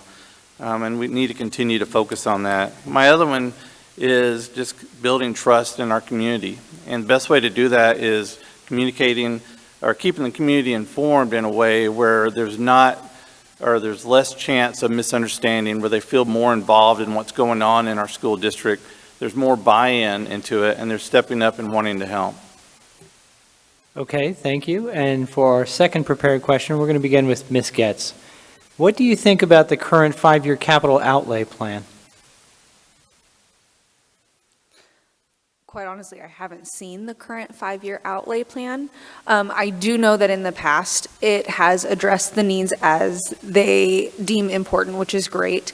I also think our district has a great job, or does a great job of handling issues as they come forward, but other than that, I can't say much. Okay, thank you. And next we have Ms. Hurdle. What do you think about the current 5-year capital outlay plan? You know, unfortunately, I would have to be in the same category as Ms. Getz. Even though I'm on the school board, I probably should be more informed about that and will become more informed about that. But I believe that in my current position that I probably am very happy with it. Otherwise, I probably would say something about it. Okay, thank you. And now, Mr. Pallister, what do you think about the current 5-year capital outlay plan? Our capital outlay plan, it is used to supplement, it will be used to supplement our bond issue. It is buying the desks, all the equipment, the buses, the haul of our kids to different events and go from school to school and different things. And this is a real challenge for the school district to use the capital outlay money to update and maintain our schools once the facilities have been rebuilt.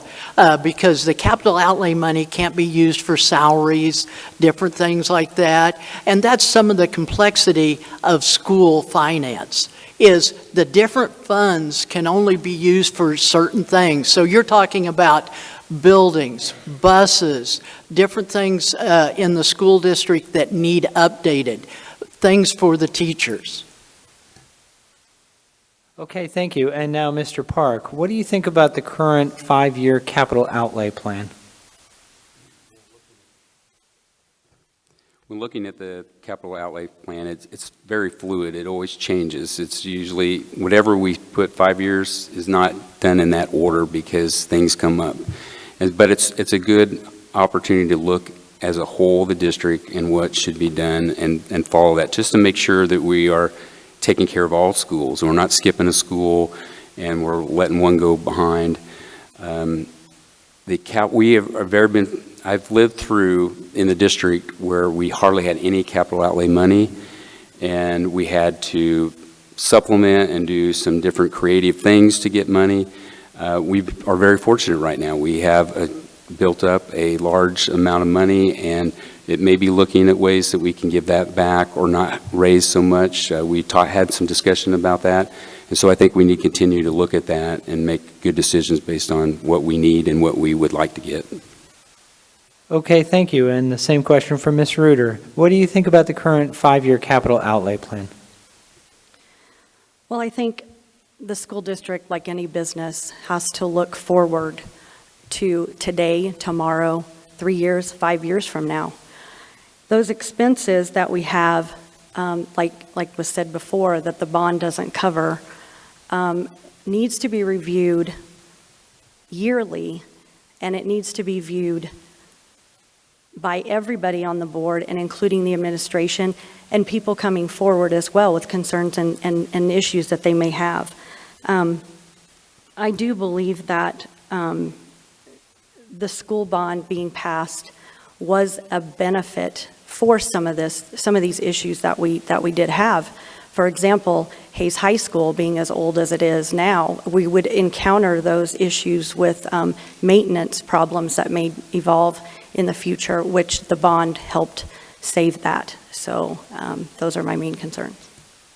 Okay, thank you. And the same question for Mr. Watson. What do you think about the current 5-year capital outlay plan? Like others, I'm not familiar with the capital outlay plan, but I do understand about the capital outlay is used for only certain items. But I think that it's just like from the bond issue, the cost of building the new schools has changed and gone up. And I think it's like others have said, that it has to be looked at and reviewed constantly, because it's so hard to predict what's going to happen next year and the year after that. Okay, thank you. And the same question for Mr. Wilkie. What do you think about the current 5-year capital outlay plan? I think it's always great to have a plan, especially when we're looking at facilities. My biggest probably pro for it is it creates accountability for dollars. And I think sunshine is the best disinfectant. Every dollar that's spent for a facility or for a program in the school district should be visible to everybody. There shouldn't be questions about where the money's being spent or what it's being spent on. I think specifically as it applies to the capital outlay budget, there's probably going to be, from what I've seen, some crossover with the bond and some opportunities there for cost savings on things like HVAC equipment, there's parking lots and other things on that. And I'd love to get some great minds together and see how we can combine those budgets and figure out how to save some money there and save the taxpayer some money, or maybe reallocate for something we haven't thought of yet. The only other thing that I'd say about it is looking for a way to report it in a non-complex, 8th grade, simple method that we all could understand and not have questions about. Okay, thank you. And the same question for Mr. Yarmer. What do you think about the current 5-year capital outlay plan? Well, like Mr. Wilkie said, I think it's great to have a plan, but I think it needs to be evaluated, year over year, try to see where we're at, where we're heading. I think with all the money that's being spent and, this year with the revenue neutral rates, it's my understanding that the district has taken in another $900,000 above what it took in last year. That's in addition to the bond issue. Times are tough for the citizens, the taxpayers. I think that trying to be very studious with their money, trying to make sure that the money's going to the right place, and, giving cuts, cutting the mill levy when we can, try to find that balance between what's right for the students and what's right for the taxpayers, because not everybody in the district has a student in the district. People are hurting, so I think that we have to be very studious with the money that they have given us and try to be, as good as we can. Okay, thank you. And the same question for Mr. Klingon. What do you think about the current 5-year capital outlay plan? Well, I'm excited that the school bond passed last year. And when I say that when you think about that capital outlay plan, you think about this honey-do list of things that need to be done in our school district. And it's easy to go, hey, we passed the school bond, so that should clean that slate. But all it did was it just cut off a chunk of it, but there's still a lot of other items that still need to be addressed. Our school board and our administration team, I think, have done a great job keeping that fluid, recognizing what we need to be working on each year as we look at that outlay. And being the person I am, I enjoy looking at reports more than I should probably, but I enjoy finances, I enjoy the budgeting. And I go onto the USD 49 website and I look at that budget each year, and there's that section that where you can look at the capital outlay and what's being given to that and what mill levy is contributing to that portion of it. I'm glad of the direction they're taking it, and I think they're setting the right priorities, but keeping it fluid every year to make sure those stay at the top. Okay, thank you. And finally, same question for Mr. Fireherm. What do you think about the current 5-year capital outlay plan? Am I allowed to phone a friend? No. I don't think so. Oh, no. okay. I would like to ask one of the board members, the current board members, because if I'm not mistaken, perhaps that baseball field, that maybe wasn't part of the capital outlay plan, the new ball diamond that they're going to build, because that wasn't part of the bond issue.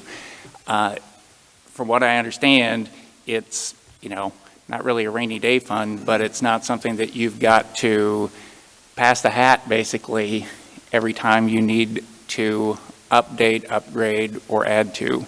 And so I'm with everybody else that I don't know the particulars, but it sounds like, they've been putting money away for this, and it's in pretty good, from what I understand from if I'm correct from the board meetings, that's in a pretty good place right now. So I guess I'd say I approve of how it's working. Thank you. We'll move on to our next question, and we'll start with Ms. Hurdle. The board is frequently faced with making difficult decisions. If you are elected as a board member and you disagree with the decision that the board makes, how would you respond? That's a really good question. I'm not one to confront. I like to listen to both sides and kind of come up with a balance as to how to resolve the situation, I guess. And so in that respect, I think each person has an opinion that is right, and each person has an opinion that maybe has some situations that maybe is not quite so right. But what we do is we come up with a balance and what that is, and we get along well because of that. Thank you. Now to Mr. Pallister. The board is frequently faced with making difficult decisions. If you're elected as a board member and disagree with the decision the board makes, how would you respond? If I disagree with the decision that the board makes, if I understand your question, I will support all decisions by the board.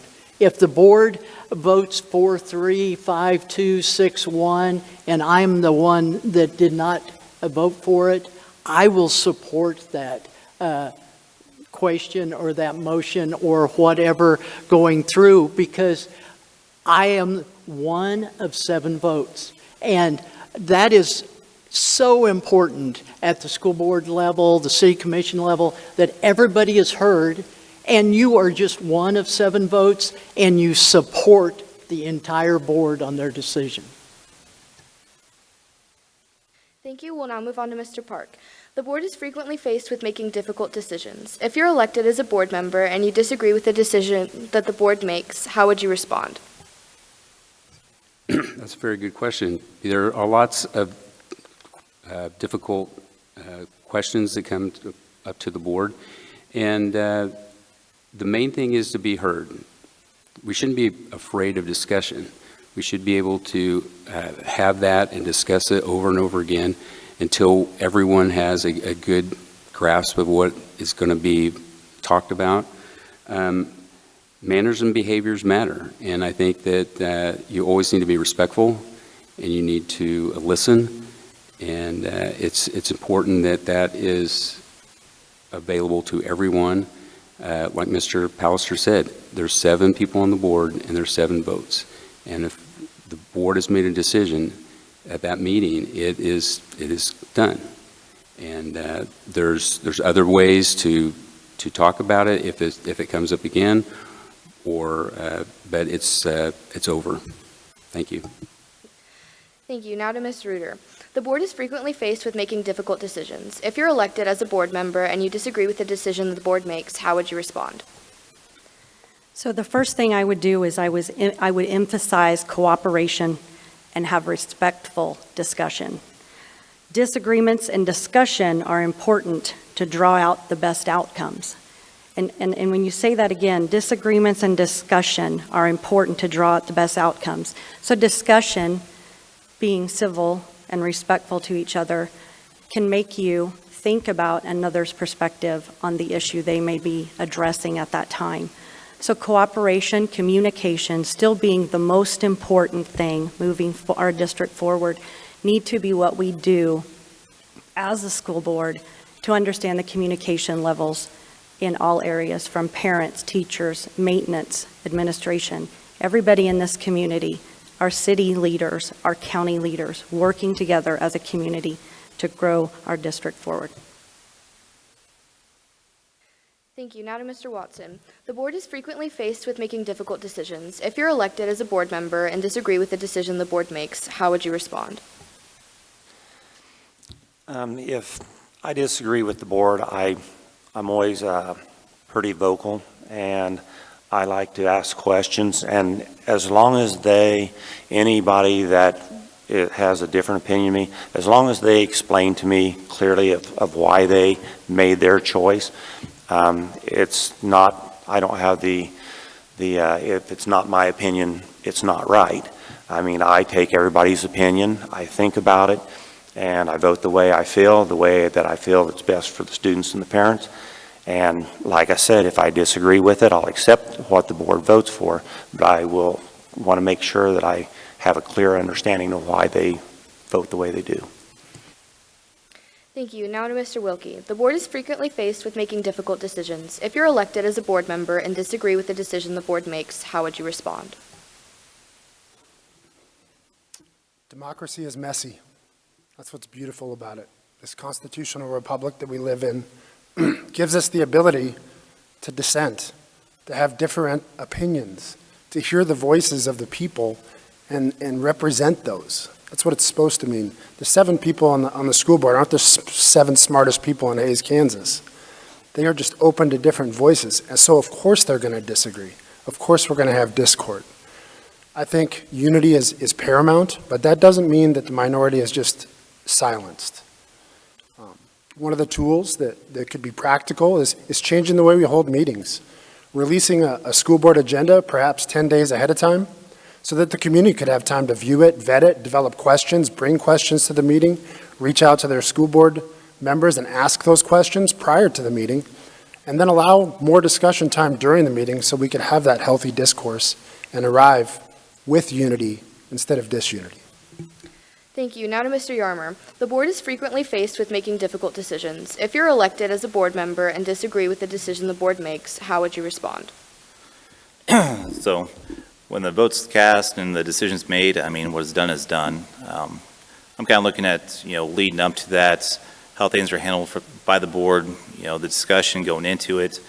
I don't know if any of you guys watch many of the board meetings, but it seems like the minority's kind of stifled. Not allowed to add items to the agenda and the current board that we have now. So I just want to make sure that everybody has a voice. Like, anybody that is on the board wants to put something up for discussion, that it's open to be discussed amongst everybody. You lay your best case out there, you discuss what is good about it, what is bad about it, and at the end, you take the vote, and what it is. But I just want to make sure that there is equal chance to bring things in front of the board, in front of the public, in front of the administration. And I think that's the best way to kind of keep things transparent and make sure that we're making the right decisions. Thank you. Now to Mr. Klingon. The board is frequently faced with making difficult decisions. If you're elected as a board and disagree with the decision the board makes, how would you respond? Well, fortunately, I have experience in this, about 25 years of it, being married. There are times that I don't win discussions, and we're still happily married. We won't get into that any further. School board rules and guidelines are important. The one thing that board members have to remember is we are a role model for the very students that we're trying to set up for success. And our actions in those board meetings have to be one of decisions, of communications, but when it comes to the vote and the vote has been casted there, we support it. We move on with that because there are a lot more opportunities that we need to be working toward and more challenges. I hope to see discussion. I hope to see conversation, but at the end, I hope that informed decision is what we move forward with that shows the respect for the school board that we have. Thank you. Now to Mr. Fireherm. The board is frequently faced with making difficult decisions. If you're elected as a board member and disagree with the decision the board makes, how would you respond? I have a little bit of experience in this because when I first became a supervisor with Social Security, my first manager, when we had management meetings, we went into his office and he says, I want to make one thing clear. We can say whatever we want to get our point across, and we're going to make a decision, and when we leave this room, we are all united. And there is no, well, I didn't want it this way, but they did, no throwing anybody under the bus. I guess in this case it'd be the school bus. But we can't have everybody with their own agenda after the fact. If we come to a decision, we all work together to make what we decided work. And I can't stress that enough. You've got to be united once you make the decision. Thank you. And now to Ms. Getz. The board is frequently faced with making difficult decisions. If you're elected as a board member and disagree with the decision the board makes, how would you respond? I'm not going to lie. I'm going to advocate very hard for what I think is right for our staff and students, what I think is right for our district, and I hope that anyone else on the board would do the exact same thing, but it will be done respectfully, and we will communicate avidly, but like everyone else has said, when the decision is made, and we will all support it because we are united and we do represent this district together as one.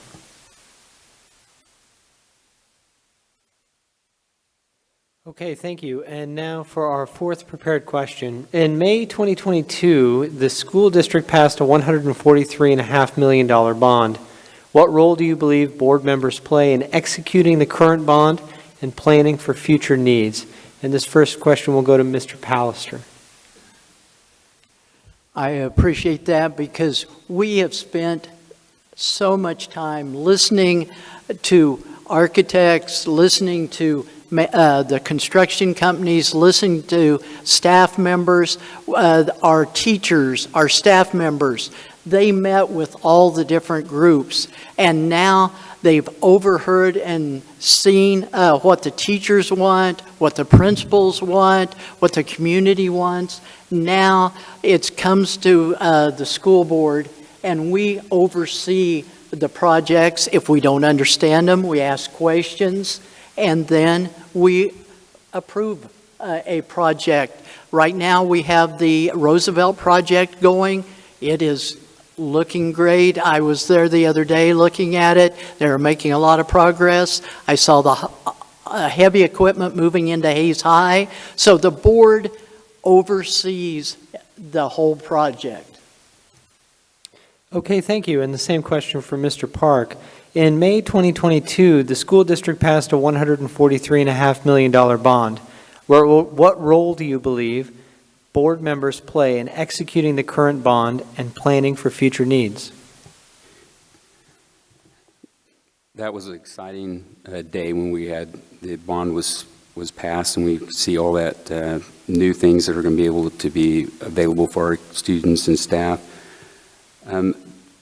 But we need to also look that the bond was passed. I think it was like 54 to, there was it wasn't a overwhelmingly amount. So there was a group of people that were concerned about that. And so we cannot just ignore them. We need to continue to talk about the bond and make it available to get input on every aspect, because it affects their wallets. They're paying for it, and we need to acknowledge that and appreciate that and keep them involved in any way that they can. We as a board need to make sure that's done. It could be more flyers. I mean, all the effort we put in to get it passed, we should put the same amount of effort to let people know what's going on. Okay, thank you. And the same question for Ms. Reuter. In May 2022, the school district passed a $143.5 million bond. What role do you believe board members play in executing the current bond and planning for future needs? Okay, so when we did a bond a few years before the 2022 one, I was not in favor of that bond. I did not vote for that bond. I felt like it was a Band-Aid fix. When we started the bond, again, I thought the communication level was better with administration of getting information out to the community, allowing us to come forward with questions. I did attend several of those meetings. I was born and raised here in Hayes. I was educated at Roosevelt School in a trailer house, which is why I voted for the bond in 2022. So that money was very important to me then, and when it didn't pass the first time, and then the second time now. So I will make sure that we stick to what guidelines we are supposed to do as a board and follow through and make sure that our administration and the board communicate with each other, making sure construction is done in the best that it can be done. Okay, thank you. And now the same question for Mr. Watson. In May 2022, the school district passed a $143.5 million bond. What role do you believe board members play in executing the current bond and planning for future needs? I believe the school board members are responsible for spearheading something important like this. I believe that a lot of research went into it since I wasn't involved in it, but I think it took a lot of time to go through and try to make decisions of what's going to make the best school system that we can have here in Hayes. One thing that I've heard is that people would like to have a little bit better of communication, maybe a few more meetings to go over what the plans are, what's going to be involved in there, and make sure that the money that is spent is going towards exactly what it helps to educate our students. Okay, thank you. And the same question for Mr. Wilkie. In May 2022, the school district passed a $143.5 million bond. What role do you believe board members play in executing the current bond and planning for future needs? Yeah. So the community passed the bond, but it's important to acknowledge, like somebody else said, that 54% of the community passed the bond. So there's a lot of concern, and there has been a lot of concern about where our tax dollars are going, especially with some of the academic performance that has happened lately. What I can tell you about, and I have a little bit of expertise in this field, about buildings and capital outlay projects and bonds, is they have a lot of momentum at the beginning. Everybody gets all excited, and there's a big drum that gets beat, and everybody gets behind it. And then as the build gets going, and as the shovels hit the ground, that excitement wanes and people stop watching. And what happens is, costs overrun, things go sideways, you find clay in a baseball diamond that costs an extra $150,000, and things come up. And I question if we're equipped, or I haven't heard these things said, or what are the contingencies and how can we ensure that all of our schools get clean, safe, and updated? Okay, thank you. And the same question for Mr. Yarmer. In May 2022, the school district passed a $143.5 million bond. What role do you believe board members play in executing the current bond and planning for future needs? I think the school board has the ultimate responsibility. We're the only ones that are, elected, have to answer to the taxpayers. Got to kind of be the adult in the room and, look at administration and say, do we really need this? Because, we can't go over. We were promised that $143.5 million, which is a lot of money, was the most we'd have to pay. The bond was capped at that is guaranteed. I started reading through the contract from Nabholz and the guaranteed maximum price. There's quite a few, contingencies in there as far as, weather days and, overages due to the cost of goods and materials and stuff. And I think people need to be aware of that. Like Mr. Wilkie said, you've got to be vigilant and keep an eye on the bottom line. Things will probably have to be cut and somebody's gonna have to make those decisions. And I think the board is the group that has to do it because we're the only ones who answer to you. Okay, thank you. And the same question for Mr. Klingen. In May 2022, the school board passed a $143.5 million bond. What role do you believe board members play in executing the current bond and planning for future needs? I was excited when the bond passed. I was excited with as many people that turned out.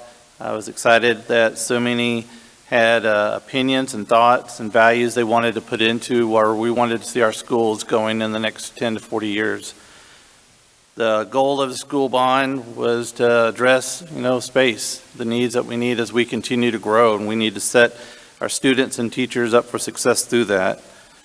Yes, we knew when we passed that bond that with the costs going up, inflation going up, there would be challenges and changes. And that's how and what we'd expect from administration to help keep the school board informed. Let us know what the thoughts are going on, where the challenges really are, so that we can be a part of that process.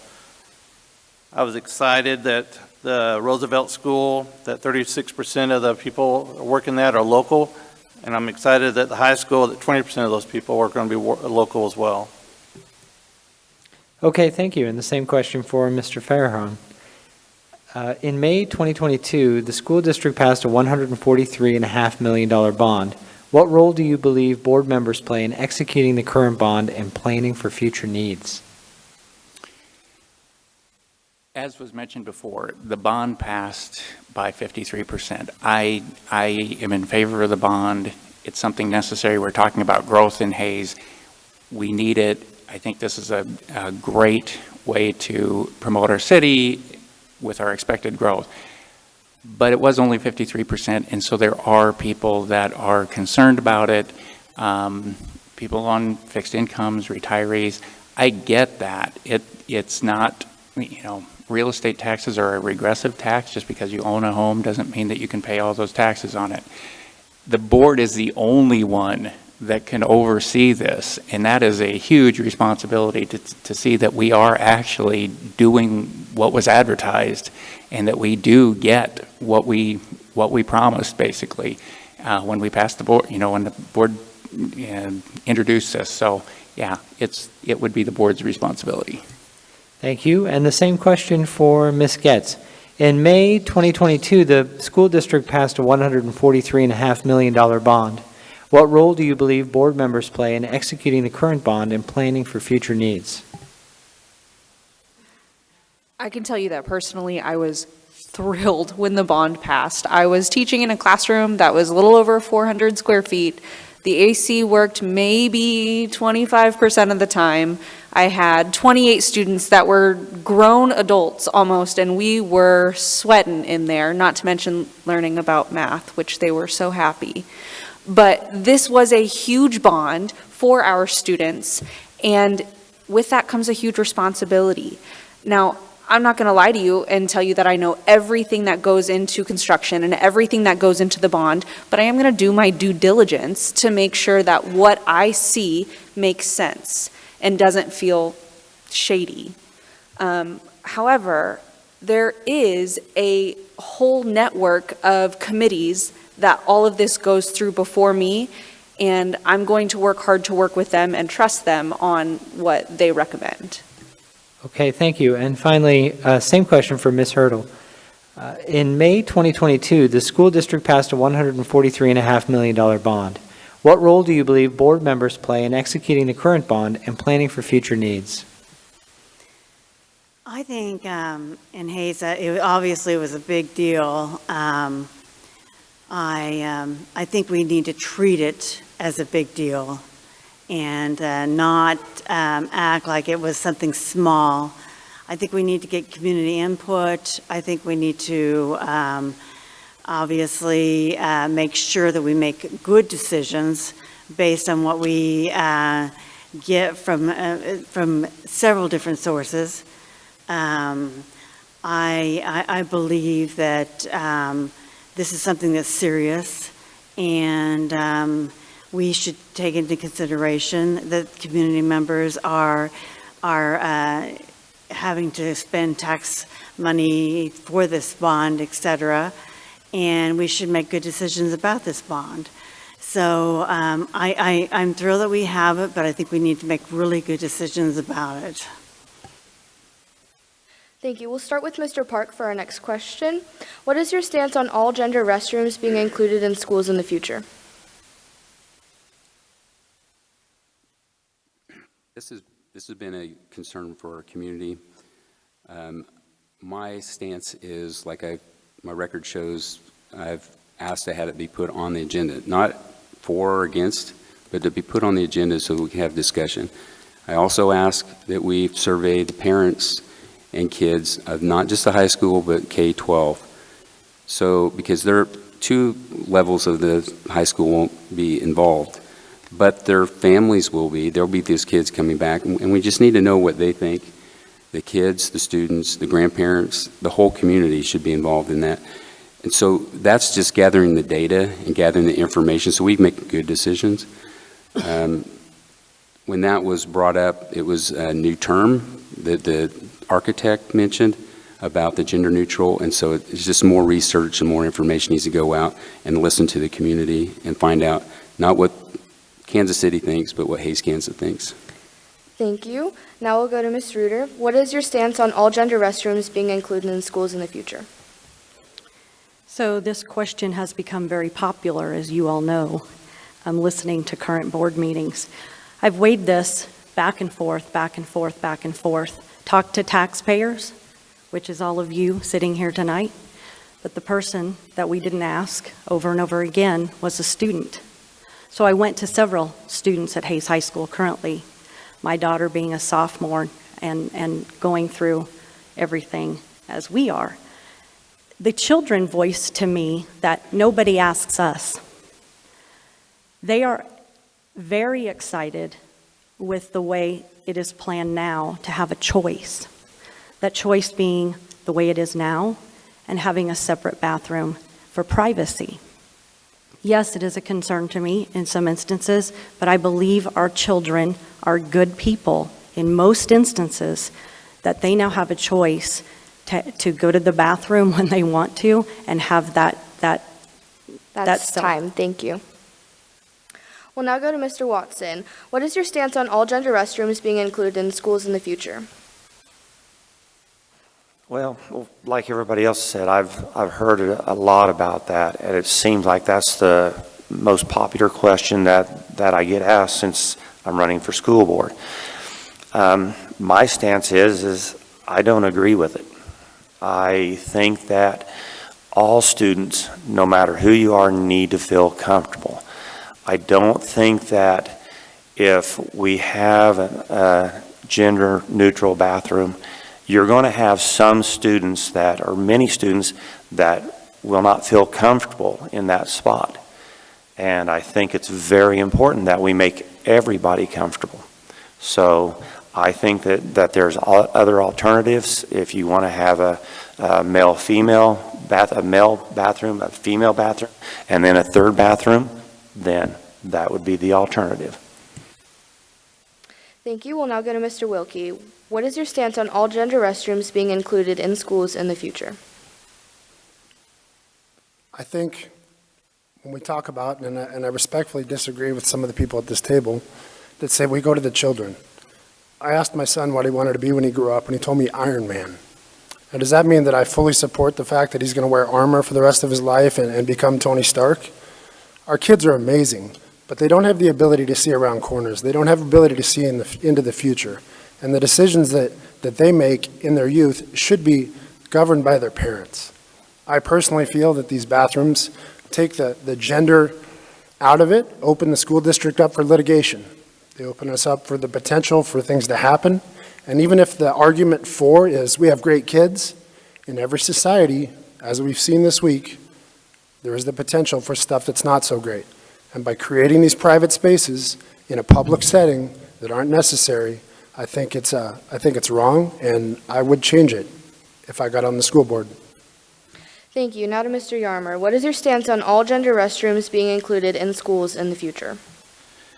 So first of all, I think there should have been some conversation about it beforehand. I feel like it was kind of just dropped on the public. I know there's been questions at board meetings that were trying to get to the bottom of it by board members, so I think that there should have been some discussion beforehand. As far as private bathrooms, the way it's kind of discussed at the school board meeting where they discussed it was all about privacy. People concerned about cameras and microphones and all that sort of stuff, which I think is kind of a flawed argument. But if you go with that argument, I think you could have private bathrooms that are male and then private bathrooms which are female. If it's a privacy problem, then I think that solves that problem. But at the end of the day, I think that it should have been brought before, the people, the citizens that voted for the bond, make sure that we are doing what you want and that we're spending the money that you gave us the way you want it to be spent. Thank you. Now to Mr. Klingon. What is your stance on all gender restrooms being included in schools in the future? I think I would have been very concerned if they had rolled out a program saying all bathrooms, period, would be gender neutral. The rollout they're doing right now is about 30% of the bathrooms in the schools will be that way. I'm excited about that for one and multiple reasons, but the biggest one is it gives our kids options, right? I see this as a positive impact on our students. I see it as a positive impact on mental health. I see it as a deterrent from bullying, the vandalism that could happen, the safety concerns that could happen are more controlled, because when you have that open washroom in those areas, that is surveillance area, there are quicker ways to respond and help make sure that we're taking care of our students. I see giving the students more options as a win. I see this being as a positive impact, and it gives them a choice. They can go to the traditional bathrooms or they can go to the private restroom. They have a choice in that matter. Thank you. Now to Mr. Fireherm. What is your stance on all gender restrooms being included in schools in the future? Okay. I'll be honest. When I was a freshman, I did not let an upperclassman cheat off me on a test. And for about 2 weeks, I was bullied relentlessly by this individual. And thankfully, there was a teacher that recognized what was happening and intervened, took care of the problem. I never had to say anything. He did it for me. So shout out to Mr. Black. There's a special dread and a special fear that comes with bullying. And if we can do this for the kids, to give them it's not going to eliminate bullying, but it's going to give them an option to avoid some of it. And we can talk about the numbers and the percentages and all that, but we do need to give them the option, and I just see it as a positive for the kids. Thank you. Now to Ms. Getz. What is your stance on all gender restrooms being included in schools in the future? First of all, I want to say I'm really, really pleased that Ruth Reuter went out and asked students what they thought, because that is what we need to do. It is who it's going to affect, and these students are preparing to enter the real world, so they should have a say in what their school is going to look like and what they feel comfortable with. I think the bathrooms right now are a real issue. There are cameras in the bathrooms with students' phones that are not supposed to be there. There is bullying happening, and that's preventing some students from using the restroom the entire day, which can really have an impact on their studies. So I think having a third option, that private gender-neutral bathroom, is a great idea. Thank you. We'll now move to Ms. Hurdle. What is your stance on all gender restrooms being included in schools in the future? I like the idea of the 30%, 70%. It gives students a choice as to what they want to do. I think we need to include teachers, parents, other people in this as well. I think that there's a role here. I think that parents need to talk to their students about what they need to do as far as bullying in each area, and help their children to take care of those situations, no matter what the situation is. It's just an involvement, I think, of everybody in the situation. So I guess I'm not against it, but I think we need more involvement. Thank you. And now to Mr. Pallister. What is your stance on all gender restrooms being included in schools in the future?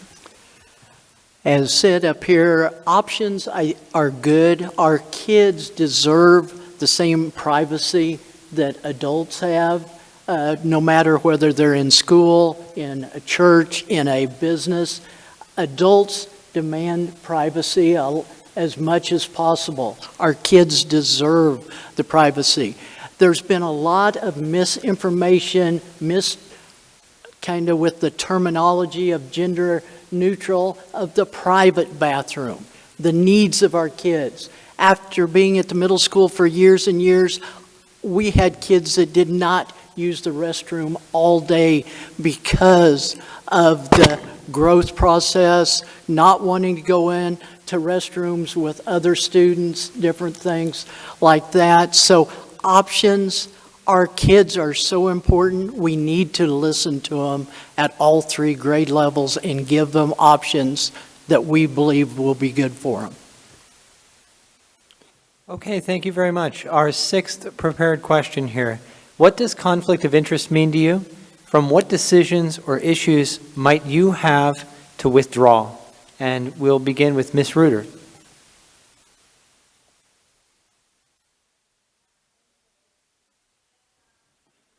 Conflict of interest to me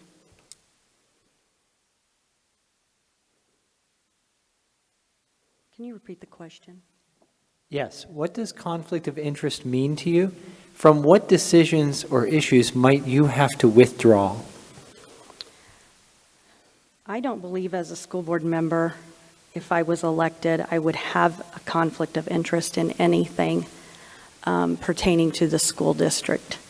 The decisions I would make don't impact my job, don't impact the person I am. My beliefs are what I stand for, who I am as an individual, and I don't believe that would be an issue concerning me. Okay, thank you. And the same question for Mr. Watson. What does conflict of interest mean to you? From what decisions or issues might you have to withdraw? That's a pretty good question for me because I've been asked that several times whenever I told people I was going to run for the school board. I'm the IT director at Holy Family Elementary School. And I've had some people say, well, do you think that that's going to interfere with you making decisions for a public school if you work at a private school? And my answer to them is I taught for 18 years in a public school system. I work in a private school currently, and I feel that it's actually going to help me to make decisions and not take me away from being involved in a decision. So I don't believe I will have anything that would keep me from doing what I need to do. Okay, thank you. And the same question for Mr. Wilkie. What does conflict of interest mean to you? From what decisions or issues might you have to withdraw? Well, I love hypothetical questions because I'm not sure what's going to come up in the next 4 years. But I can definitely say, as it pertains currently to roofing and the roofs on the schools, if Roof Masters, who I work for, shameless plug, was coming up for a bid on those roofs, then I would abstain from that vote because I would not want to create a conflict of interest in that. I believe in personal relationship. I think sometimes we fear this because we're worried about this very topic. I think we should get to know the principals well. I think we should know the superintendent and the assistant superintendent well. I think we should know them personally, know their families, so that we can make informed decisions based on who they are and come to shared understandings. I think we act afraid of conflict of interest, this might be viewed wrong. And it prevents us from growing together, becoming a community, and really, really advancing this into something that could be a draw to this region. Okay, thank you. And the same question for Mr. Yarmer. What does conflict of interest mean to you? From what decisions or issues might you have to withdraw? So I guess defining it, conflict of interest is myself or somebody I really care about is going to benefit from something that might cloud my judgment and not let me vote my conscience for what I think is right. As of right now, I can't think of a situation where that would come up. I work outside of the construction field. I don't really have any, ulterior motives. I don't have any, thing that I think could be a conflict of interest at this time. Okay, thank you. And the same question for Mr. Klingon.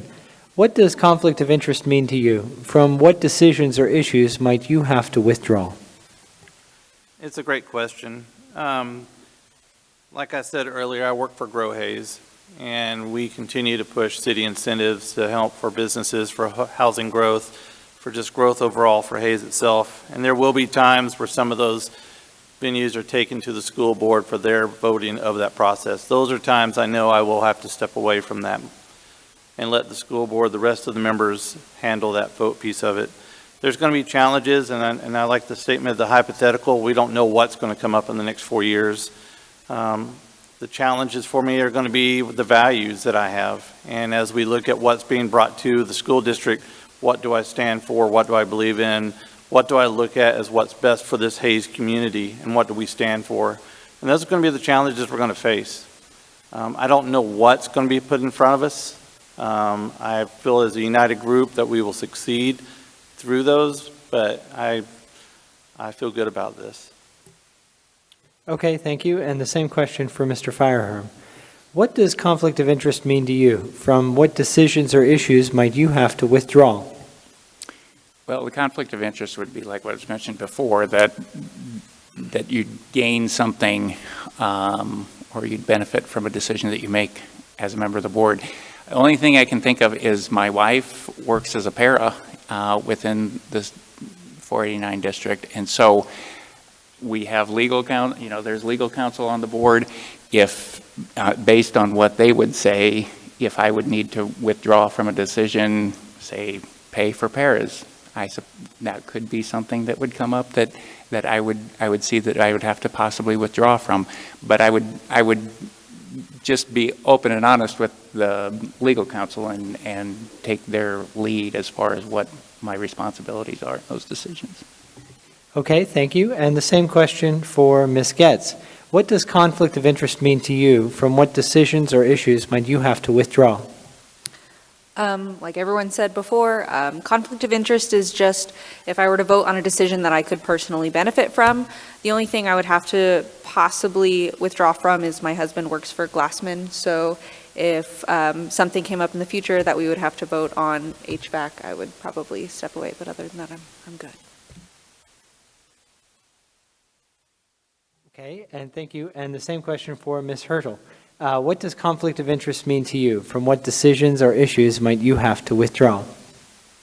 The only thing I can think of is in my field of work, I've had to work in the court system, and that has included juveniles or youth. And there may be an occasion where one of those may surface, and as a result of that, I would have to withdraw as a conflict of interest. Okay, thank you. And the same question for Mr. Pallister. What does conflict of interest mean to you? From what decisions or issues might you have to withdraw? I don't see there would be any issues or emotions or ideas in front of the board that I would have to withdraw from. Being retired, as my main job being a grandpa of a student in the district, I would gain from everything that we do. Okay, thank you. And the same question for Mr. Park. What does conflict of interest mean to you? From what decisions or issues might you have to withdraw? Over the years, I have witnessed several board members that have had to withdraw, and it's usually been because they've worked for the company or they have some kind of a contact with some kind of issue that the board was dealing with. I can't see anything in the future that have anything to do that would have a conflict of interest. Thank you. We'll now move to questions submitted by the audience, and we'll start with Mr. Watson. What would your first step be to create functionality within what appears to be a very dysfunctional body? Could you repeat that? What would your first step be to create functionality within what appears to be a very dysfunctional body? Thanks for that. The first thing I would have to do is do some research, talk to people that are involved in whatever it is that is dysfunctional, because they would be the ones that would be able to give me ideas of what to do to make it move forward, to make it more functional. So I would say I would have to listen to all parties involved and then try to work with them to solve the issues. Thank you. And now to Mr. Wilkie. What would your first step be to create functionality within what appears to be a very dysfunctional body? Thank you for that question. I apologize if you saw me laughing earlier. Somebody's stomach grumbled and they said, I wonder if Taco Shop delivers here. It is Tuesday. Sorry. I think there's a lot of opportunity to kind of redo and rethink how we execute this Board of Education. From how we interact with the public, how our agendas and meetings are set up, how the public interacts with us, how voices are heard. I think its current format, and from what I've seen, stifles the public's voice, doesn't allow for the minority to speak in a lot of scenarios, and gives the perception, well, it might not be the reality, that decisions are being made behind closed doors. So I think very quickly there would have to be a workshop and some input and probably a rules overhaul on the school board itself to make it more open, transparent, and accessible. Thank you. Now to Mr. Yarmer. What would your first step be to create functionality within what appears to be a very dysfunctional body? I think, first of all, you got to identify what the problem is. And I think that the biggest problem I see is just not letting everybody on the board speak and bring up issues that are as important to them and discuss it in front of the people. Transparency is very important to that. Also, there's been a couple special meetings that are not the standard board meetings that aren't televised for whatever reason. I feel like in this day and age that everything should be viewable by the public, whether it's a special meeting or a regular board meeting. They passed the bond issue or the funding for it, the morning of groundbreaking at a time when nobody else could be there, or few people could be there. It's 7 in the morning, which I thought seemed like should be out there. There should be something we're celebrating. It's a great thing for the city to be passing this bond issue, but the fact that it kind of happened without, community input. So I think transparency is huge, and just letting everybody talk and bring points forward to the board. Thank you. Now to Mr. Klingon. What would your first step be to create functionality within what appears to be a very dysfunctional body? When I think about the phrase dysfunctional body, I think about the causes. And I look at a situation, any type of situation, first thing I want to do is to seek to understand what the problem is. Typically, the problem usually focuses around respect and poor communication. It's when people are not communicating properly, or they're not hearing all the facts, they're given small percentage of information, and they're given that choice to make a decision based on that. If we can do a better job of communication, showing the respect that we have for each other. Once again, as I said, we are a role model for the students that we are here to take care of. And we build on that relationship. We build on that trust, not only just for our board, but for our community, which is what our focus should be in the first place. Everything that we do goes back to one main decision. Is it right for our kids? Is it good for our students? Thank you. Now to Mr. Fireherm. What would your first step be to create functionality within what appears to be a very dysfunctional body?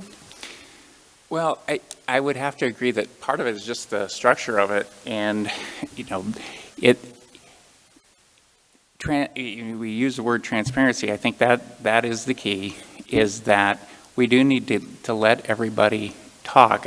The problem I see with somehow that we've have it configured is the public gets to speak, and if it's not part of the agenda, it's, board members aren't allowed and probably shouldn't be engaging with the speakers. And so they say their piece, and then it's like, okay, next agenda item. And so it gives the appearance that either they're trying to, cover something up, or they don't want to deal with it. It's just not on the agenda, and it's not part of the board meeting. So I think that is the biggest part of it, is how do we incorporate public comment with each board meeting. Thank you. We'll move now to Ms. Getz. What would your first step be to create functionality within what appears to be a very dysfunctional body? I don't really like the term dysfunctional body because whereas it may look like things are chaotic right now, our current board has done a lot of really good things. We got a bond passed, we got a new baseball field, we got free breakfast for our kids. Those are just some pretty functional items that have been very successful, and I'm very proud of that.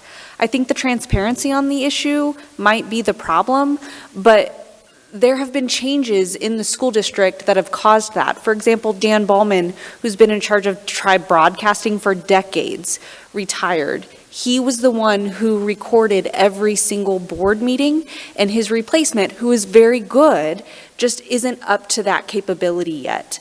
Now, the board notes and the results are posted on the district website, so I think as community members, it's our responsibility to go look up that information and inform ourselves. But other than that, I think we just keep doing what we're doing.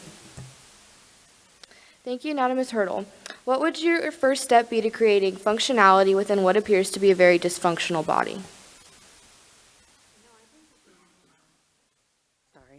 I think there's a lot of different personalities on the board, but we all are unified.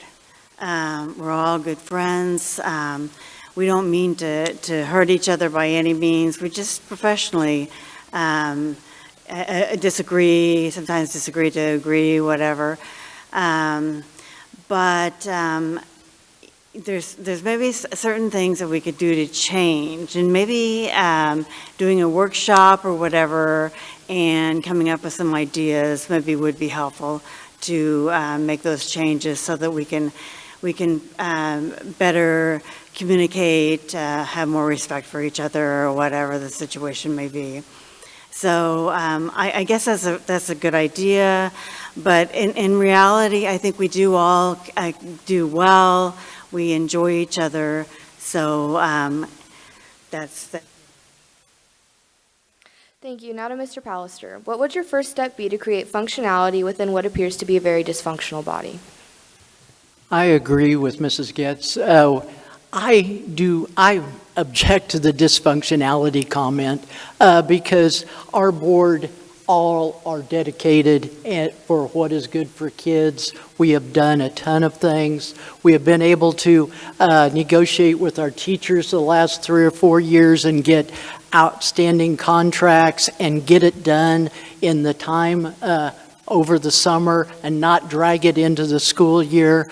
Our board has done a lot of different things, and one of the reasons is consistency. We, for the first time in years, have a district administrator that has been in the district for 5 years. And we, as a body of schools, were functioning on 2 years of a superintendent, 2 years as a superintendent, 2 years. We are now functioning as a board and administration. Thank you. Now to Mr. Park. What would your first step be to create functionality within what appears to be a very dysfunctional body? I think that everyone on the board wants what's best for kids. And I believe that, and I believe that everybody wouldn't be volunteering to do this tough job if they didn't believe that and really had the best interest at heart. I think that, like another member said, that of this panel, that in-service opportunities to get together and learn, and whether it's parliamentary procedure, whether it's a statute or something that we could all look at together. I've attended many in-services and things to learn more about the board. KSB is a great opportunity. I've had the opportunity to go to 5 of coming up in November will be my 5th conference, and I think those types of things are great to learn and to become a better board member. Thank you, and now to Ms. Reuter. What would your first step be to create functionality within what appears to be a very dysfunctional body? So I think the first thing I would review would be policy. As a board, you have the right to review policy. You have the right to change policy.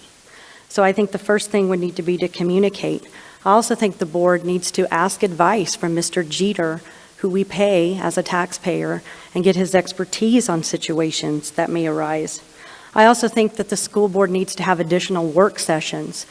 When you look at the school board agenda and the time frame that they are on, city and county government meets weekly in addition to work sessions that they have, and meet with the county administrator or the city manager. I don't know that the school board does that right now with Mr. Wilson. Maybe that's some communication that we need to do moving forward so we can stay on board and on task moving forward with school board. Okay, thank you. We're now going to move on to closing statements. Mr. Dennis Wilkie will go first. You have 60 seconds.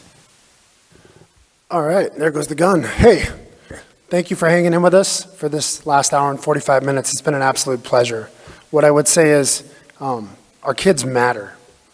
And when we talk about growing this community and getting people to come to this community, the Board of Education has a vital role. And in that term, education, not social stuff, not this, education. And in our welcome packet, it currently would say, if you're a lower income family, your graduating senior will have a 73% chance of not being proficient in English and math. If you're a middle income family, your graduating senior will have a 67% chance of not being proficient in English and math. That is not what I want on our Grow Hayes or Attract Hayes pamphlet. I think we can do better. And I don't know that this current board, as it sits, is really performing the checks that it needs to on our administration to make sure that that happens. But our teachers are awesome. Okay, thank you. And now, Mr. Derek Yarmer, you have 60 seconds to make your closing statement. Yeah, thank you all for coming, and thank you for the moderators and everybody for putting this on. I want to take a step back as far as the conflict of interest. I forgot my wife started doing substitute teaching here last week or a week or 2 ago, so that might be something I'd have to look at.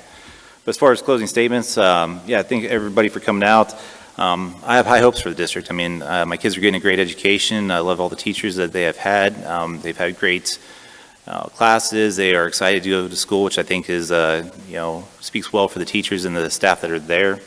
The decisions we make, or I would potentially make, for the board will directly affect my children and the other 3,000 people or students within the district. So, it's not something that I would take lightly.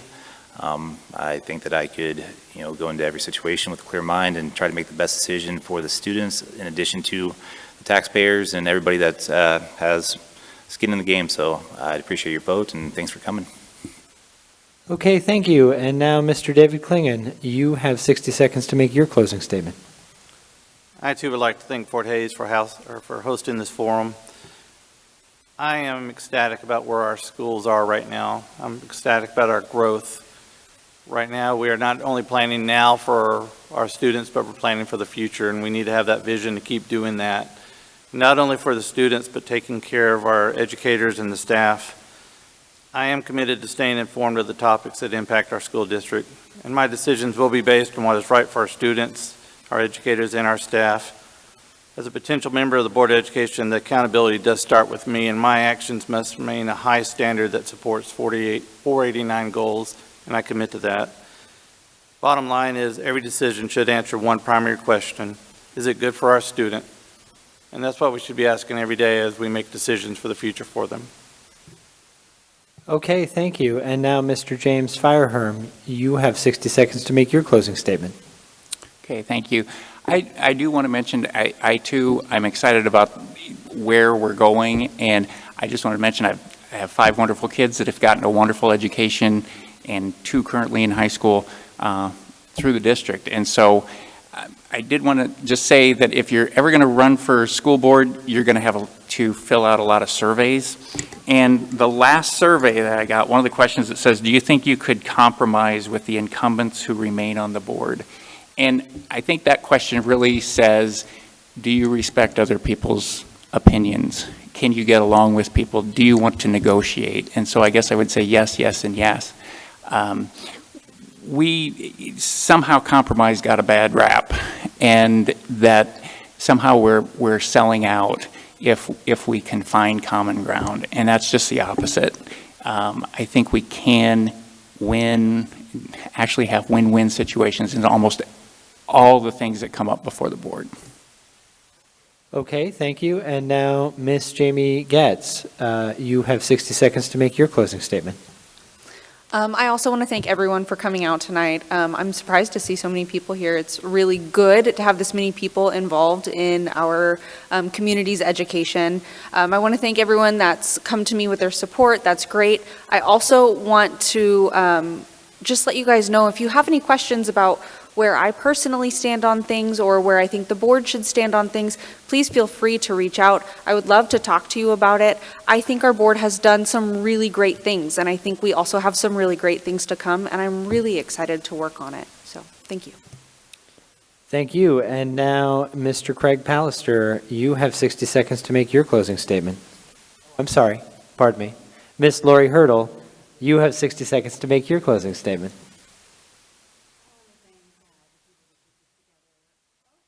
I want to thank the people that put this together again, and also say thank you to the people that came out tonight. I believe in this district so much. I respect everybody that I work with. I think we've made huge progress. I'm excited about the progress that we made. I think we can make a lot of progress in the future, and I'm excited about that. I'd like to be a part of that. So I just would like to say that I believe that all of you have been a part of that, and I would like to represent the community, the children, the teachers, etc. And so thank you so much for what you've given me for the past 4 years. Okay, thank you. And if there aren't any objections, Mr. Craig Pallister, you have 60 seconds to make your closing argument. Okay, thank you. The USD 49 Board of Education needs to continue making teachers, administrators, staff, retention and recruitment a priority to ensure that Hays schools have the best people that we can get over the next few years to work with our kids. I want to publicly thank all the patrons, parents, and grandparents of US 489 and the City Commission that allowed us to bring the city of Hays into our school bond issue and lower property taxes and shorten the amount of time we will be paying on that bond. Not very many cities are willing to do that. That is the respect of a community when you get the city and the school district working together. We need a Board of Education that has a united, positive focus on the students, staff, and teachers, administrators, and the educational growth of all students. Grow Hayes, good to great. Okay, thank you. And now, Mr. Allen Park, you have 60 seconds to make your closing statement. I would like to thank Fort Hays for hosting this event, and along with the local planning committee. Thank you for your efforts. I would like to thank all the candidates up here who are willing to stick their neck out and to put your foot forward to help our community to do the best that we can. I am impressed with everybody that's here and would be ecstatic to work with any of you to be on the board, whether I'm on the member or not, to work with you to help our community continue to grow. I will work for you for academic excellence. I think that's something that we need to continue to focus on and to work with and go through the process for policy and statutes, also for fiscal responsibility, especially with the bond and all the things that are coming out. And I think that we need to do whatever we can to make what's best for our kids and families. So thank you for the opportunity. Okay, thank you. And now, Ms. Ruth Reuter, you have 60 seconds to make your closing statement. First of all, I believe in this community. I want to help make your child's educational experience rewarding. I want the student to have a place where they feel safe, are excited to come to school to learn and grow as stewards of our community. I will listen to the needs of our USD 489 staff and taxpayer. I want the board to have in-depth discussions and communication to compromise and make the best decisions for all involved. I would appreciate your vote November 7th. Thank you. Okay, thank you. And now, Mr. Duff Watson, you have 60 seconds to make your closing statement. I appreciate everybody taking the time to come out to get to know all of this. I know many of you probably don't know me, but I just want to say that I think right now, if you look out there in our world, it's a pretty rough time for all our children. And I think that 489 is going to try and do their best job to prepare our kids for what's out there. And if I'm elected, I would like to be a part of that to help make decisions, to guide our children to what they need to learn to survive out there. And I think you've got a lot of good candidates up here that are willing to do the job also. So I appreciate it. Okay, thank you, candidates. Election Day is Tuesday, November 7th. Early voting begins Monday, October 23rd. Get out there and vote. Contact the Ellis County Clerk for more information. That concludes our local candidate forums this evening. Thank you to the candidates for participating. Thank you to all of you for watching. Thank you, Grace, and have a good evening.